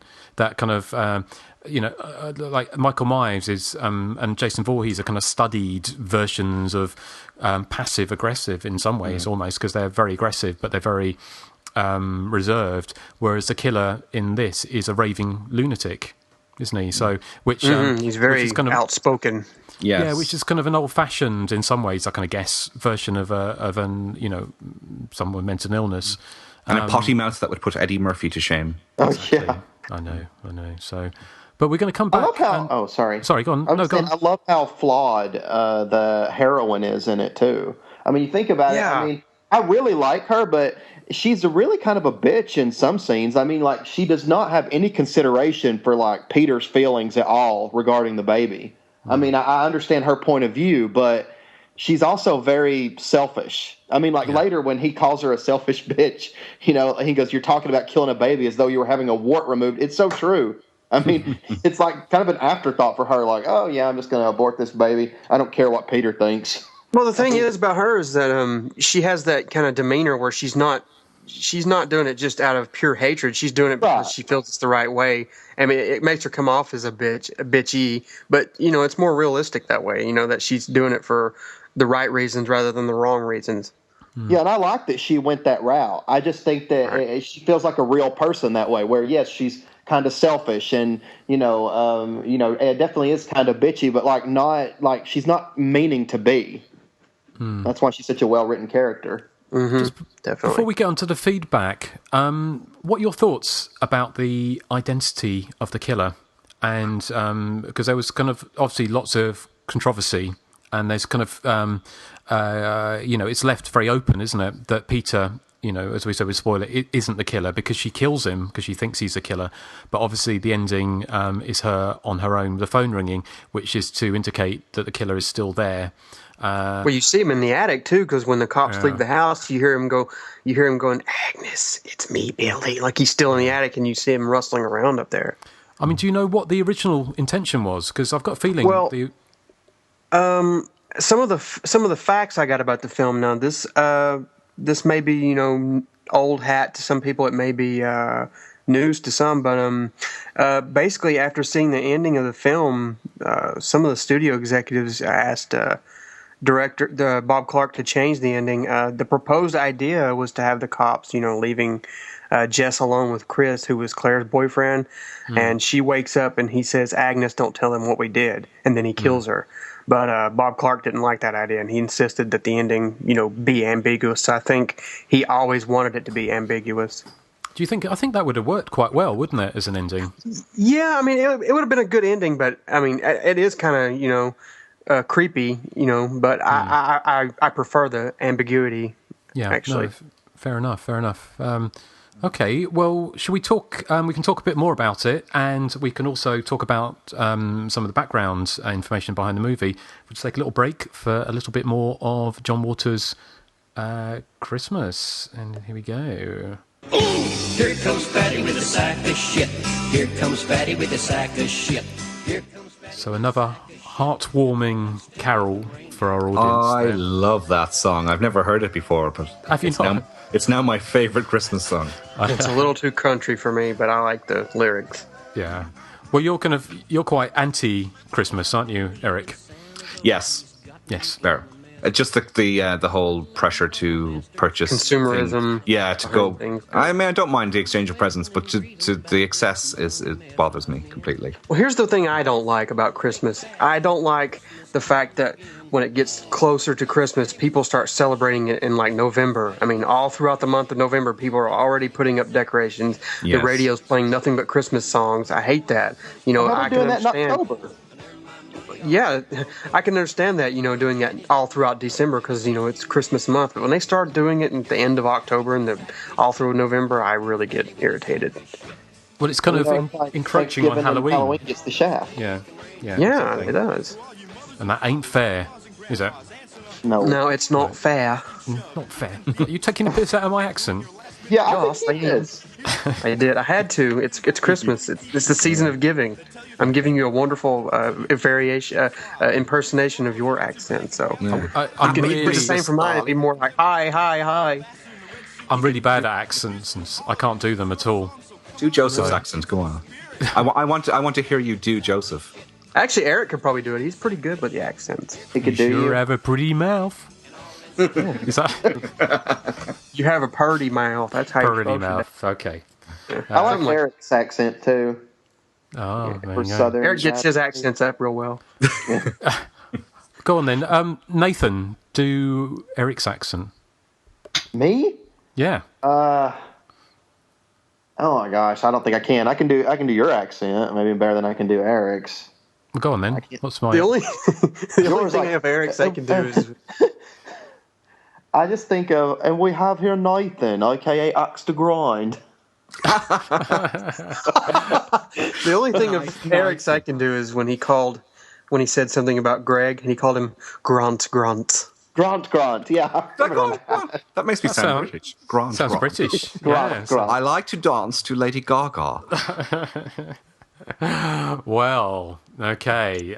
Enough of the ribbing, as it were. So, what have we got? What kind of background have we got? Joseph, do you want to go first? I think it's kind of redundant doing background. I mean, since it's such a well-regarded film, most of the stuff people already know, but I'm going to read it anyway. But apparently, Betty Davis was offered the role of Mrs. Mack, but she turned it down. And the role of Peter, played by Keir Dullea, was originally offered to Malcolm McDowell, and he turned it down. NBC showed the film during prime time under the title Stranger in the House, but it was deemed too scary for network television and was pulled off the air. And around 1986, Olivia Hussey met producers for the film. They were interested in casting her in the Daryl Hannah role. And co-star, Steve Martin met her, and he said, "Oh my God, Olivia, you were in one of my all-time favorite films." Thinking it was her classical performance in Romeo and Juliet. Olivia was actually surprised to find out that it was Black Christmas, and Martin claimed to have seen it over 20 times. According to Bob Clark, there were 3 voices used for the frightening phone calls, including actor Nick Mancuso, an unnamed actress, and himself. The original title of the film's script was Stop Me. It was director Bob Clark who came up with the title Black Christmas, saying that he liked the irony of something dark occurring during such a festive holiday. And Billy is mainly embodied by camera operator Albert J. Dunk, who not only did the POV shots that we were speaking about earlier from the killer's perspective, but he also played him during a few of the murders. Like I said, Nick Mancuso was the main voice actor as Billy, but he was not on set. Both Bob Clark and Keir Dullea confirmed that Dullea at no point contributed to Billy at all. And that's all I have. What about you, Justin? What have I got? I've got a few bits here. Give it to me. Give it to me now. Okay. Oh, you are awful, but I like you. So what have I got here? Okay, well, the film, when it came out, wasn't well reviewed at all. It was called Bloody Foul-Mouthed Thriller by Variety. And I know. Well, that's fair enough. Yeah, no, I suppose it is a bloody foul-mouthed thriller, but we enjoy bloody foul-mouthed thrillers. Exactly, but they didn't say it in a good way. The film, when it originally came out, it came out under the title Black Christmas, and I thought it was an urban myth. But this is true because I found a vintage press clipping saying this is true. The film was retitled Silent Night, Evil Night because the producers, Warner Brothers, who were distributing the film, were worried the audience would think it was a blaxploitation film. And they were worried that would marginalise the audience. That wasn't the case, so the film was re-released yet again as Black Christmas later in 1975, is my understanding. The film actually was a box office success. Quite often people I've heard saying it wasn't very successful, but in fact it's one of the 2 films that were credited for starting the whole cash for slash sort of boom that came later in the early 80s in Canada. Apparently in 1975 it was one of 2 films. The other one wasn't a slasher movie. I've never even heard of it. It's called The Apprenticeship of Duddy Kravitz, which apparently... Oh, I love it. Have you heard it? You've not heard it? I love it. I have it on DVD. Yeah, right. But the film made a lot of money relatively, and it was the second most successful Canadian film of that year. What else have we got here? Apparently there was I couldn't find out exactly what this was, but Warner Brothers apparently did some kind of ballyhoo kind of stunt where they played on the scary phone calls. And the only thing, because I haven't got the full access to Variety, because it costs something like $600 a year, and I'm too tight to pay that, even for this show. Well, what? Oh, for goodness sake!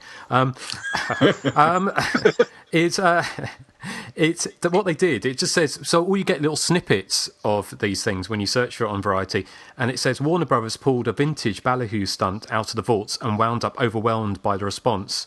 So it doesn't actually say what the stunt was, But it was obviously something to do with the phone calls, because what it says here is weirdo response ties up phones at Warner's. So obviously they were playing off something to do with the phone calls. I've got some more here, but Nathan, how about you? What have you got?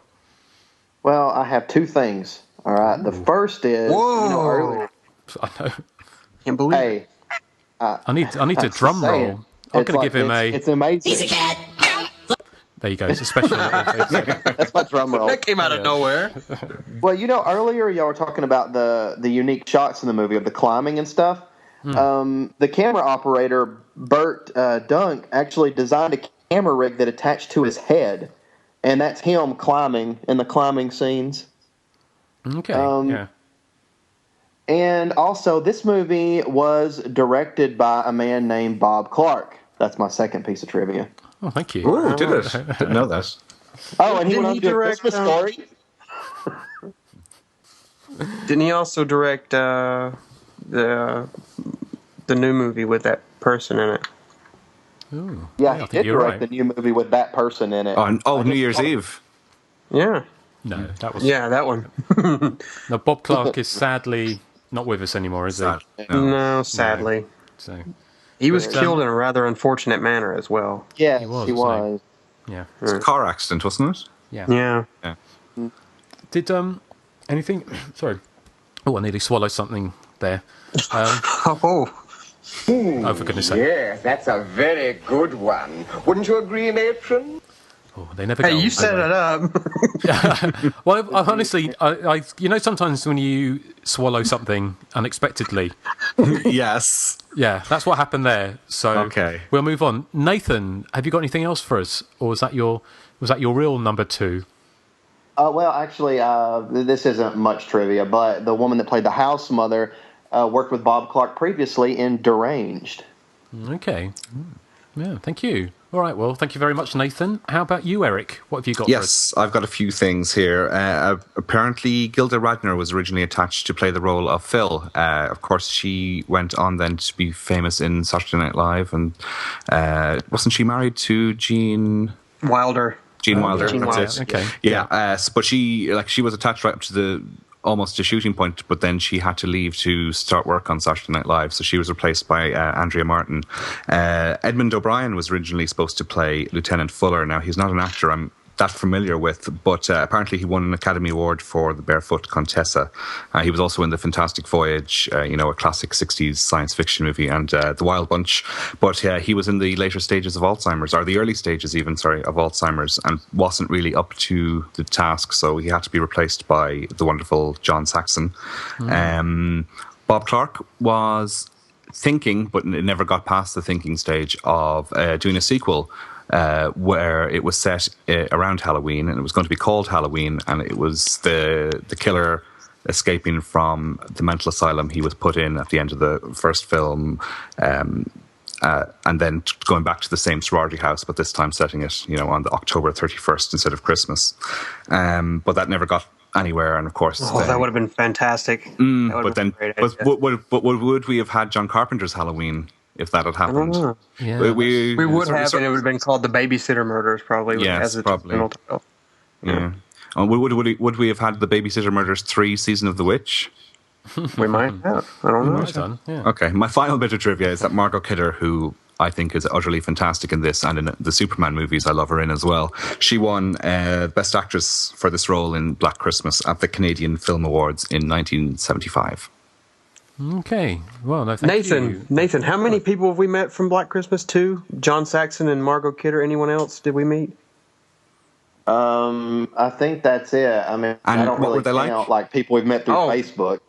Margot Kidder was awesome. That whole moment where we were at the convention and we walked outside and we wanted to talk to her, but she wasn't there. And we were like, well, we'll come back. And then the window rolled down. She said, well, don't go too far. I'm right here. Oh, cool. And so we talked to her at her car for a while. And John Saxon was really nice, although I don't think he seemed to remember a whole lot about the movie. Well, it is. He's kind of old, It actually kind of bothered me. I think in the I don't know if it's the commentary for Nightmare on Elm Street DVD or it was an interview or something, but somebody kept bringing up that it was the first time John Saxon had ever played a cop was in Nightmare on Elm Street, and I'm like, no, it's not. Yeah. And if you're going to forget a film, it's not going to be Black Christmas, is it? I know, that's blasphemy for any horror fan. Absolutely. But I've just got a couple of other minor things, just about whether or not it's true, but it sounds about right. The film was made or shot between the end of March 1974 and the 11th of May 1974. Now, I know parts of Canada do get very cold, so I'm presuming that is correct, and whether or not it would have been that snowy then, I don't know. But obviously it wasn't shot on the run-up to Christmas or around Christmas, but obviously it is very snowy there. It's not fake snow, is it? I think you can tell the difference between the fake snow in the remake and the real snow in this. Well, I've read that some of it was real and some of it was fake because they were trying to, they had to go back and do a few more establishing shots of the house, and then the snow had melted, so they had to put a bit of fake snow on there. That's what I can't imagine that even in May in Canada you'd have snow. I mean, that's March, yes, but May, no. Yeah. Okay. Well, the budget was Canadian dollars, which is 686,000 Canadian dollars. So that's about £55, I think, isn't it, or $200 or something. But it grossed around about 4 million in the end in the USA totally, which doesn't sound like very much. But of course, we're talking 1974 to 75, which I imagine that would probably be $20-30 million. Well, yeah, plus establishing the Canadian dollar against the American dollar. That's actually a lot of money. $4 million for a $600,000 budget film. Yeah, which would be equal to America, I guess, about $500,000 maybe. Yeah, I could be wrong. No, I think you're right. That's a success. Yeah. Yeah. The other thing, I found a few reviews of the film from the time, and I say it didn't get particularly good reviews.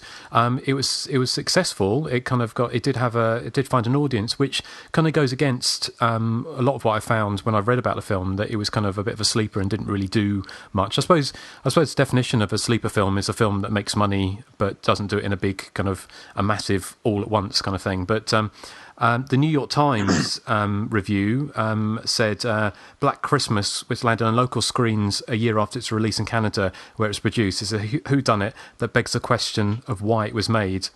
I know. Take it back. Exactly. And then they say, it says, considering the ersatz tension and plotting, Black Christmas is hardly worth the effort of all concerned. So it goes to show that it wasn't particularly well regarded. I've got another review to hand, which I'm just going to find here. And this is from, I'm not sure which paper it's from, but the title was Silent Reaches Springs Nadir. It's a toss-up between pre-Christmas or pre-Memorial Day films mark the nadir of the motion picture year, but the decision goes to Silent Night, Evil Night as a tackiest spring movie. So again, they say that it's rubbish. But what is interesting about this review is, this is something I've never heard ever mentioned about this film, is they're saying that it's based on a play called Nine Girls.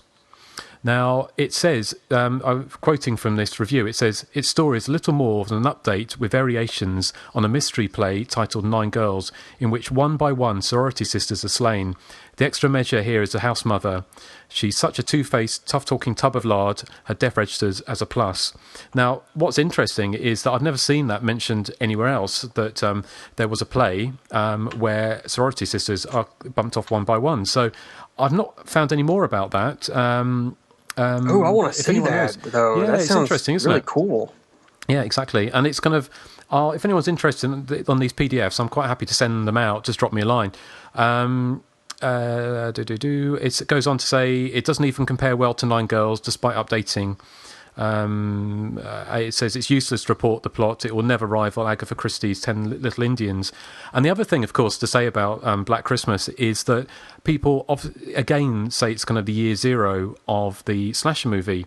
But again, with this review from 1975, it says all the conventional ploys are in evidence, from heavy breathing and the maniacal laughter on the sound side to the swaying camera for the killer on the prowl on the camera side. So basically, it's saying it's a hackneyed approach anyway. So, as I say, there's nothing new under the sun. This film was seen by critics at the time as really just repeating old thriller cliches that's been seen time and time again. So, although now people think it's kind of this amazing film, which is an amazing film, but they think it's a film that started it all and was the beginning. That isn't the case. So I thought that was interesting. So, anything else you want to say about Black Christmas? I mean, what else can you say? I mean, we've covered a lot, but it really is. It's a fantastic film. I mean, for a while there, up until a few years ago, it was really underappreciated. No one really knew much about it, and then it started kind of getting the recognition it deserves, and I'm really thankful for that. It will always be my favorite slasher film of all time. Always, nothing will best it ever.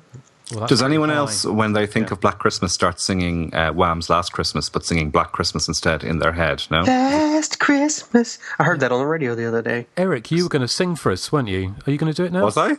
Yeah, you said at the end of the last show, I will sing Wham's Last Christmas for everyone. Oh, well, I can sing Black Christmas. Go on then. No, I don't want to know. Go on. I feel another slug. Have another slug of... Eric, do you know George Michael's real name? Oh, it's some Greek name. Georgios Patio 2? Oh, is it? Yeah, it didn't have the same ring as George Michael. No. George doesn't have the same ring. George Michael's ring. Yeah. There's something in that. I'm sure there is. Or has been plenty of times. Oh, you are awful, but I like you. So, Eric, are you going to regale us? Promising to sing on the last episode. You did. I have absolutely no recollection of saying I was going to sing. You did. And you accused me of being drunk last time. Okay. One thing I'm going to ask you, Eric, though, is what did you think about Olivia Hussey's jumper knitwear, chunky knitwear, with the hands on her boobs? I know. I thought, and I was thinking, is it a snowflake or is it hands? It was hands, wasn't it? But I thought actually it was hands. It was hands. It was hands, wasn't it? But what I thought was quite... I wonder if that was meant to be a foreshadowing of the killer chasing her and grabbing for her boobies. Did he grab for her boobies? No, he didn't grab her boobies, but the fact that the hands are over her breasts. So I just wondered if that was intentional or it was a fashionable thing to have. I'd say it was more foreshadowing of Linnea Quigley in Silent Night, Deadly Night 8 years later. 10 years later. That's true. That is true. Did you like Art Handel's fur coat? Well, that big fur coat. Oh, I'm not big fur coat. That reminds me. Art Handel still has that coat. It's hanging in his closet. I read that. And we might get an interview with him at some point, do we think? Yeah, well, we tried.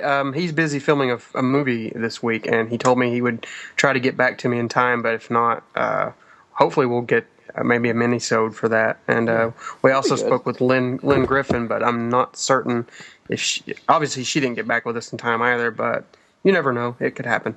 Yeah. Well, we shall see. But, I mean, hopefully we've regaled you with lots of stuff about Black Christmas, and I think it's pretty clear that we do really love this film. I don't think we mentioned the chase scene, did we? Oh, what, from the eye in the door? Oh, we never mentioned the eye in the door. No, the eye in the door. We need to mention that. Yeah, that is the most iconic scene in the movie. It is. Well, Bob Clark said that he doesn't. Before he passed away, someone asked him who did the eye shot, and he said he doesn't remember. And they asked him if it was the cinematographer who did a lot of the POV shots. He said no, he didn't think so, and he said it may have been him doing the eyeball shot, but he actually didn't really remember. Really? Oh. It always startles me when he grabs her hair, like when she runs by the stairwell trying to get out, and he grabs her by her hair and pulls her down. Pretty scary. Yeah, because that's when that's when he really goes psycho, is when he starts chasing her. And the whole movie, he pretty much stays upstairs and kills everyone. But it makes you wonder why he focused all his rage, why it all manifested on her at the very end. I mean, he stayed upstairs the whole movie. And maybe her getting an abortion kind of, triggered that memory of him killing Agnes, and it kind of set him on edge, I guess, maybe, as it were. I love his ravings, like when she locks the door, like he's beating on the door trying to get to her. Mm-hmm. God, I can't imagine how terrifying that would be. The only question I always had was, I'm pretty sure I know Peter was, stalking around outside because he was all pissed off and everything, and he probably heard her screaming. But how did he know that she was in the basement? I mean, because he goes up to the window, he's like, Jess, are you in there? I mean, could he tell where her screaming was coming from? I mean, I always kind of wondered, how he knew to look in the basement. I always wondered if he was meant to be the killer, just because the scene where Margot Kidder gets killed? It looks like him. Well, Bob Clark and him specifically said that they had no intention of Peter ever being the killer, and nor did he ever, participate in the looking. I do agree though with Nathan that in that scene with Margot Kidder, it does look like Keira Delay. His eye, well, you can only see his eyeball really because everything else is dark, but it does look like him, I think. Yeah, no, it's one of those mysteries which unfortunately Bob Clark's taken to his grave, isn't he? I love the way it ends though. I love the way that there's no end credits music. I think that is quite eerie. That telephone ringing and until the credits end. Yeah. Do y'all think she's dead? Yeah, because in the film they said he makes a call before he kills, and that was his final call. So basically, he's going to kill her, or maybe he already did. Yeah, or he might have. Or did he call after each killing? I think he called after each killing. Yeah, so that means she was probably dead. Yeah. Yeah. Well, there you go. Very haunting. That's very haunting. Yeah. So that's Black Christmas. So I think, have we got anything else we want to say about the film before we move on? The only other thing I wanted to say is I like the opening, the version of Silent Night they play in the opening credits. I think it sets the mood. How about the iconic artwork with the woman in the rocking chair with a plastic bag over her? And the tagline? Yeah, if this movie doesn't make your skin crawl, it's on too tight. That's used in a number of different movies, isn't it, that tagline? I don't know. Is it? I don't know. I think I've never heard it anywhere else. If Erik doesn't make your skin crawl, he's in too tight. Oh, God. What? God, I can't. Oh my goodness. Okay, maybe I'll sing now to change the subject. Black Christmas, I give you my heart. I like the artwork in Claire's room, by the way. The grandma in the rocking chair and the peace sign that the house mother's trying to cover up. Well, that's why it's kind of really funny, isn't it? That kind of the way that he was able to do those kind of funny little moments. But it didn't take away from the sheer horror. Because the other thing I don't think we've spoken about with the phone calls was whether or not it's true is that I read that the phone calls recorded a lot milder. The language was very mild relatively to what. So what they were hearing a kind of a not what was actually used in the end. Have you heard that? Yeah, Clark wanted to. He recorded just like faint curse words, but he wanted to kind of up the ante a little bit, so he went back in post-production and he had Nick Main and that woman who did the other actress who they didn't name basically said he told him, hey, look, just kind of curse, say whatever you want, just kind of be foul, and we'll loop it back. He wanted it to be more aggressive, I think. Right. Well, have we got anything else we want to say about Black Christmas? One more. I just wanted, when you were talking about Mrs. Mack and the kind of comical undertones, I really do like that scene where she hides the image and then he Claire's father pokes his head up from the door and she's like, "It's so kind of you to do this for me." And then he walks away and she's like, has that look on her face and she just flips him the bird. I love that. It's great, isn't it? She goes, "Damn it, Claude, you little prick." Yeah, she's a good character. I really like her. Damn it, Claude, you little prick. I love her. She's great. Well, we're going to have a little that cat, by the way. It's so big. Claude. Yes, Claude the cat. Well, obviously, Billy had no trouble lugging it up into the attic. Joseph, do you want to read out the contact details for us to tell us what a wonderful Christmas we provided you with? If you want to give us a good Christmas present, you can send me a PlayStation 3. Yeah. We'll take feedback as Christmas gifts this year. Yeah. Next year, you better do a little better. But you can reach us at the.hysteria.continues@gmail.com. You can call us, leave us a voicemail at 858-233-9281. We are on Facebook. Just search for The Hysteria Continues. And We are on Twitter, which I really need to update. That's twitter.com/THC_podcast. Great. Okay. Well, thank you, Joseph. Also, if you want to speak with us, in a chatty setting, go to the Body Count Continues forums. We're always looking for new members. Yes. I didn't even notice that one. Just because it's Christmas. Okay, so we have got some feedback this time. Talking about the forums, Joseph, shall we kind of... people on forums have been saying that we haven't been using what they've been saying as feedback on the show. And I think that's quite a valid point, really. We just it would be good for us to do that. So we're going to look at ways that we can do that. But for now, Joseph, you're going to do a little overview of what people have been saying?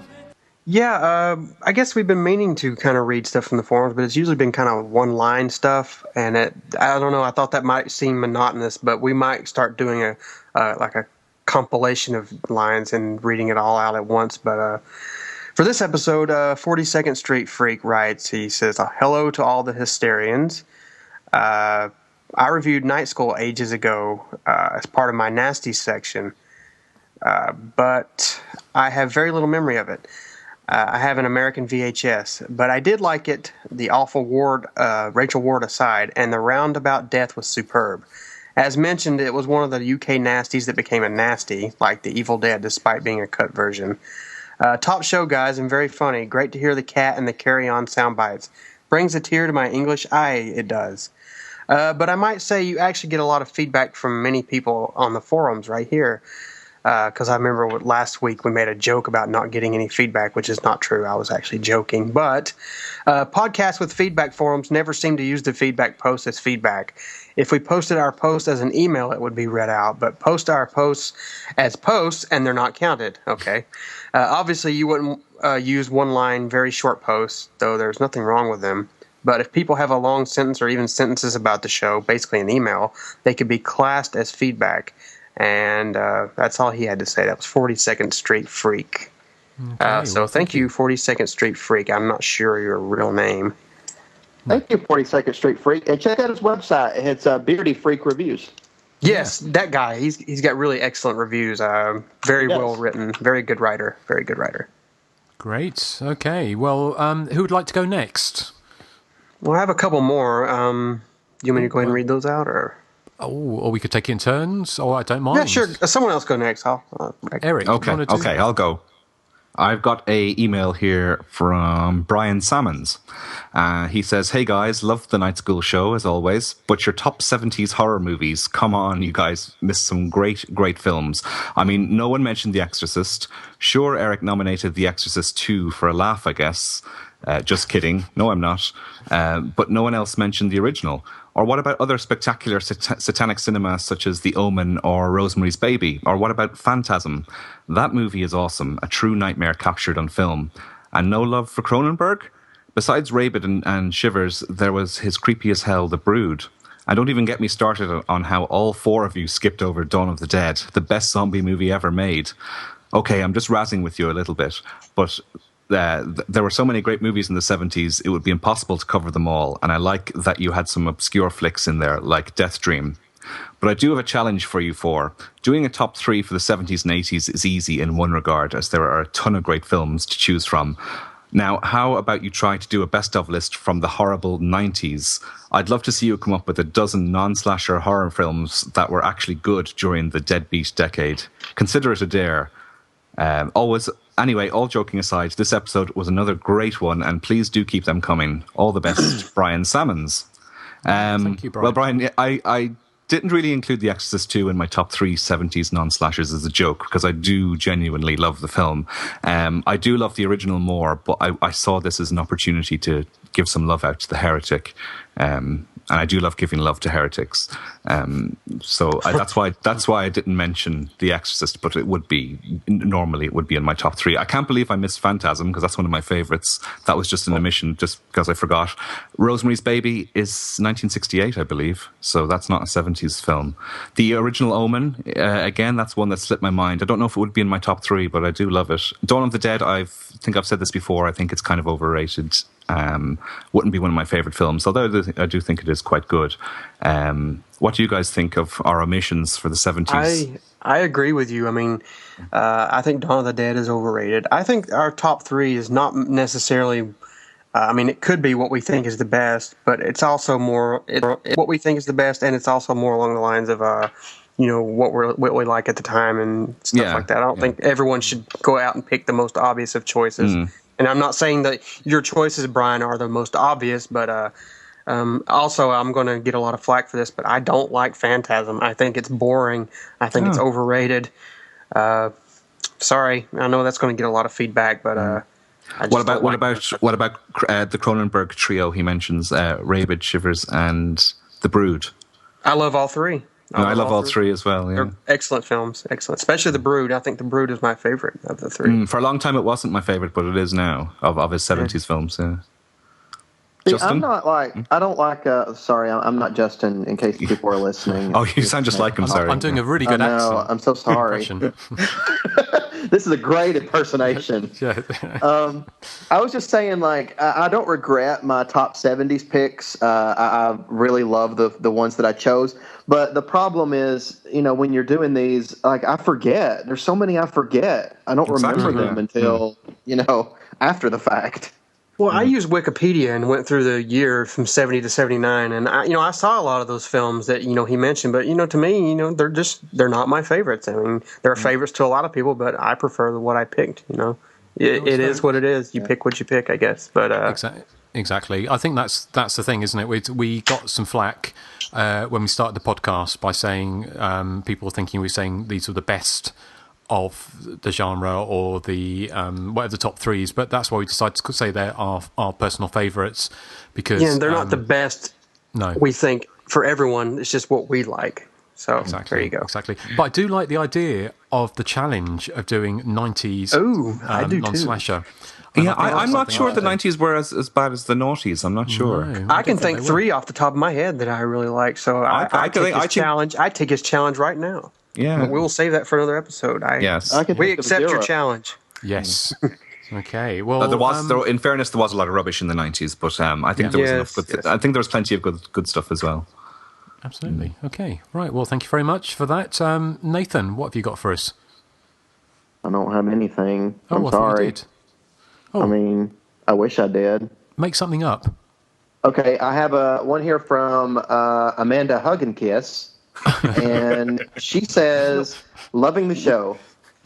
Great. Well, thank you, Amanda. Wait a minute, Nathan. You do have, it's not really feedback, but you do have something that you took a picture of last night. Maybe you want to tell everyone what that is. What did you take a picture of last night? Something very large, I must say. Yeah. Oh, I'm getting my. How's the design and the material on that? Because I haven't got my shirt yet. Oh yes. Oh, it's good. I mean, it's good. I got a hoodie with our logo on it. I told Wes that's what I wanted for Christmas, so he bought that, and I got it early, so I took a picture of it. It's nice. I mean, I like it. It's good material. Good, Great. Okay. I can wear Justin, Erik, and Joseph all the time. What website can we purchase one of those on? Go to cafepress.com/The Hysteria Continues. We have T-shirts, hoodies, even pajamas. If you want to sleep with us at night. Exactly. Is that the first time you've had 4 men's on your chest? Yes. 4 men on your chest, even. I don't want to get into last Friday night. Okay, fair enough. Oh well. Okay. I don't want to get into last night because the 3 men I had on my chest would be Scott, you, and Greg, and that's just a nightmare. I don't want to sleep with. I want Grant on my chest. I'll tell him you said that. No. I'm going running with him today. I'll mention that. Okay. I'm sure he'd be delighted. Okay, well, I'll try and bring it back on topic now. And I've got some feedback on iTunes from Zander Dean. And it will really help us. If you like the show, then please go onto iTunes and leave a review, because I think the more reviews, the more people hear about the podcast, and the more people we get listening, and the more we can, strokes our egos and various other things. So it's just really good. So we're really happy to get feedback, and this is some short feedback from Zander Dean. It doesn't have to be very long. It's nice if it's long, but it doesn't matter if it's not. But it's Sorry? Would you You're just setting it up. Yeah. You're just toying with us. What you're doing. It is Christmas. Let me have some fun. It's the season of giving. Yeah. Nothing says Christmas more than a stream of double entendres. Absolutely. And a stream of other things too. Joseph, do you prefer giving or receiving? I'm a giver, actually. Yeah. Okay, well, fair enough. Believe it or not, I'm a giver. Okay, well, that's good. I'm glad to hear that. Let me read this now. Okay, no more interruptions. Thank you. A very happy camper. Love it. The place to get the knowledge about all your body count movies. Especially love the defence of these movies as films that matter. May not all be art, but certainly fascinated, entertained and intrigued me growing up. Just as the podcast fascinate, entertain and intrigue. And if you like this podcast, check out Hysteria Lives Reviews. They will have you laughing out loud and biting the bit to watch the films. And that's from my mum.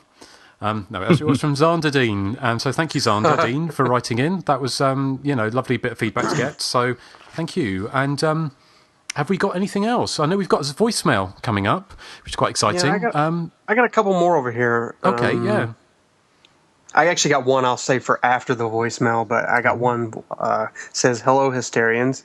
Long-time listener, but first-time writer here. I would like to thank everybody for the great work you do bi-weekly.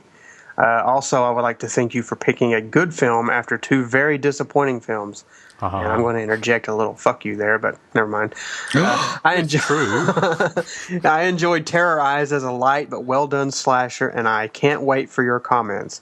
And I was introduced to Krimis through your message boards. I would find great to have a Krimi show like you did for the Jolly ones. Now I go back to go scare little kids around campfire. Wish you all best, Jean from France. And now I understand why the English is a little phonetic. But thank you, Jean, I guess. Jean, Claude Campfire storyteller. Jean. Yes, thank you, Jean. Excellent. What should we do? Our voicemail, and I think it would be good to actually do a Krimi episode. We have talked about that because basically there's very little information on them, and but we'll have a think about it. Because have you guys seen any Krimi? I haven't seen one. No, I've never seen any. Okay. I saw one. I don't remember the title. It was a weird title. Are they horror? I can certainly get a couple of them. Maybe show one to Nathan. Well, I'll tell you what, I shall suggest one that we could do as a little side project at some point. When it's a little bit quieter after Christmas and we've got a little bit more time, then we could do possibly a double bill, one show where we look at a slasher movie and also maybe a Krimi, because a lot of the Krimis actually are very much like proto-slashers and like based bouncing off Psycho, but also like the kind of Scooby-Doo-ish kind of Psycho mysteries. And it's all lots of funny-looking killers in pointy hats and masks. Ooh! I even got a top 3 idea for that show. So thank you. You just gave me an idea. Ooh, well, I'm glad I gave you something. So, okay, well, here's the voicemail.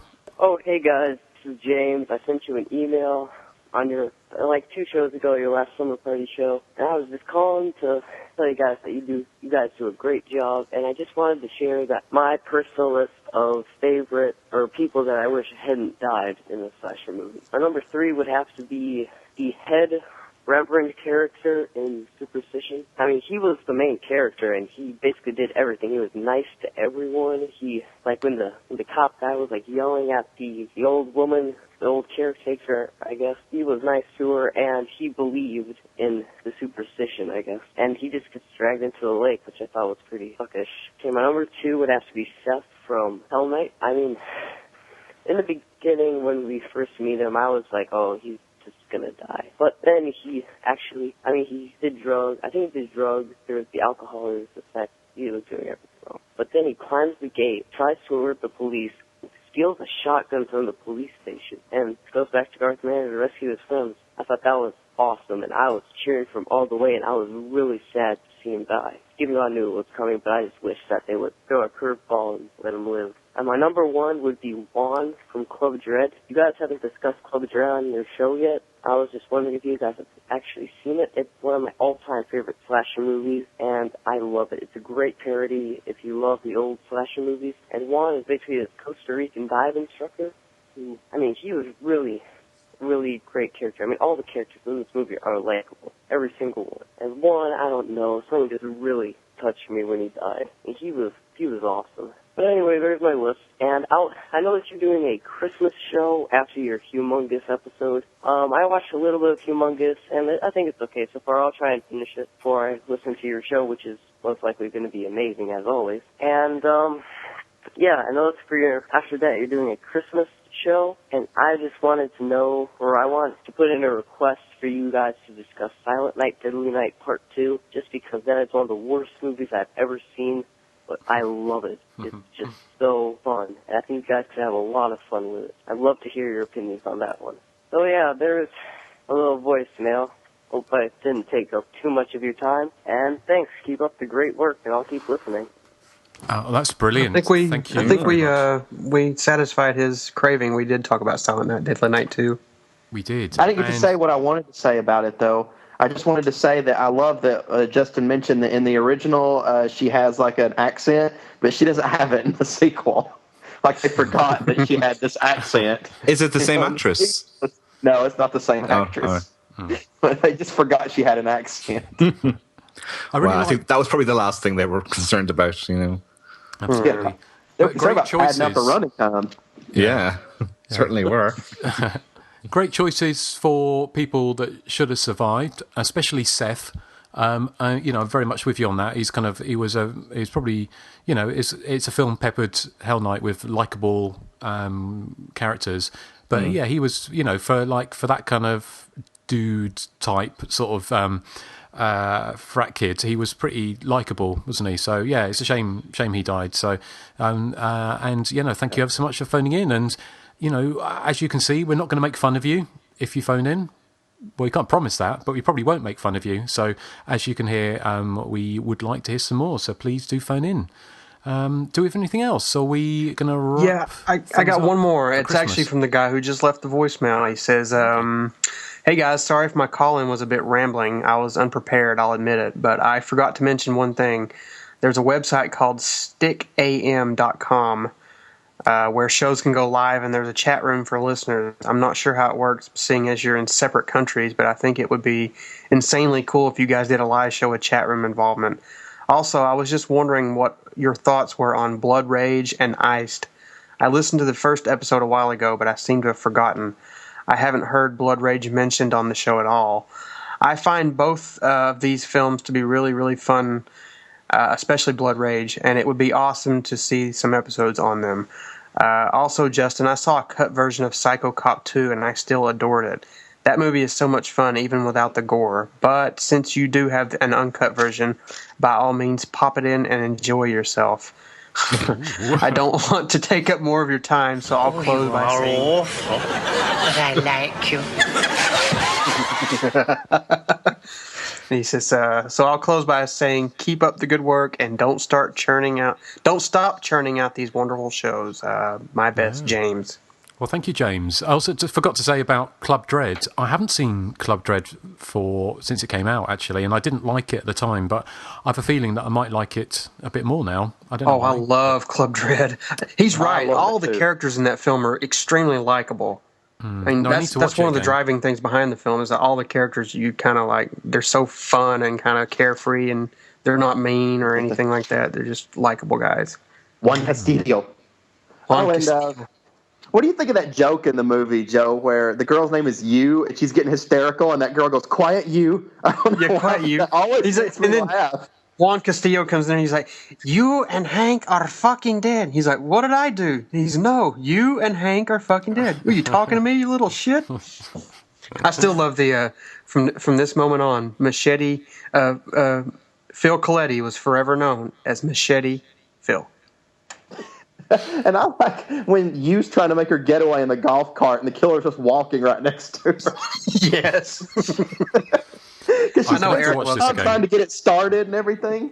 Eric loves that movie, don't you, Eric? Well, like Justin, I've only seen it once, and that was when it came out, and I hated it. I didn't just sort of not like it; I absolutely hated it. But I mean, I have to watch it again because I might.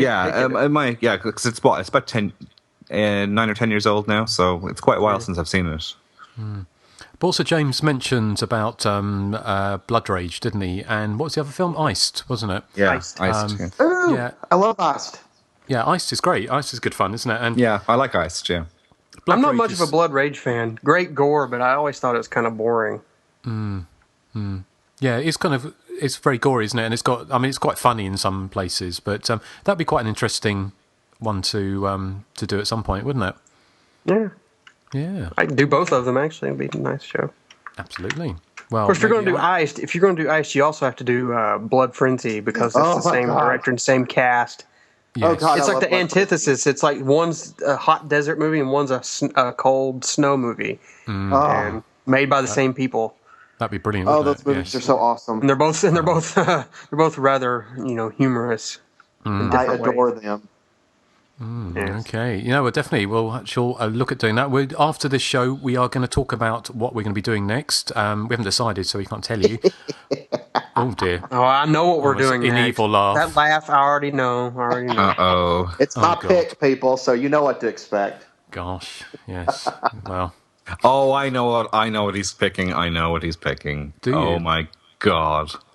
It's not Terror at 10 Killer, is it? I think it is. No, it's not Terror 10 Killer. Oh, is it not? Oh, well, then it can only be better than that. I may cut you some. I'm going to cut Erik some slack. I really am. I'm not going to pick Terror 10 Killer, even though I love it. Let's just say it's a cinematic film. Oh, is it going to be? Oh, yes. What I think. Yeah, I think it's what I think as well. You can get in touch with the person. If not, I got a backup in mind. Well, I have tried. I will have another look, but it's proving a little bit problematic.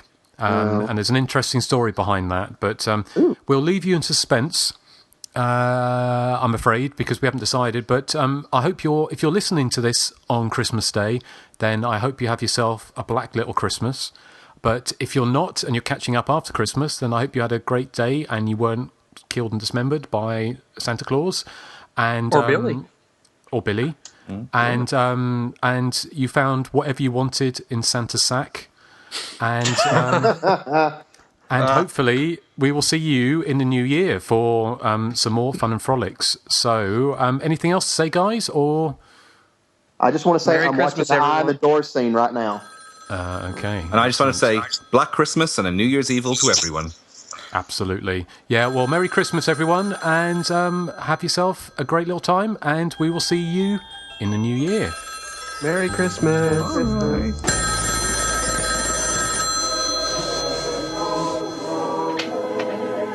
Hello? Hello? Hello? Hello, is that Mr. Akbar? Hey, quiet! It's him again! The Mona! Mrs. Slocum here, your next-door neighbor. I wonder, would you do me a favor? Would you go to my front door, bend down, and look through the letterbox? And if you can see my pussy, would you drop a sardine on the mess? I had to throw my pussy out before I came. You've been out all night. He's expanded his act. Could that be one person? No, Claire, that's the Mormon Tabernacle Choir doing their annual obscene phone call. Now we've got that sorted out, can we get on? I've got to get home. If my pussy isn't attended to by 8 o'clock, I shall be stroking it for the rest of the evening. Mrs. Slocum, there is a strict rule that staff may not bring pets to the store. Well, you know how clumsy those removal men are. I'm not having them handling my pussy. You, Mrs. Slocum. Mr. Humphreys, leave my pussy alone.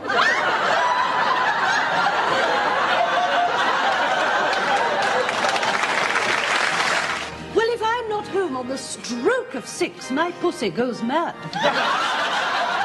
It's very short notice. There's my pussy to consider. out at the desk, and she said, "Have any of your constables reported having seen this lady's pussy?" Not bad. Let it out.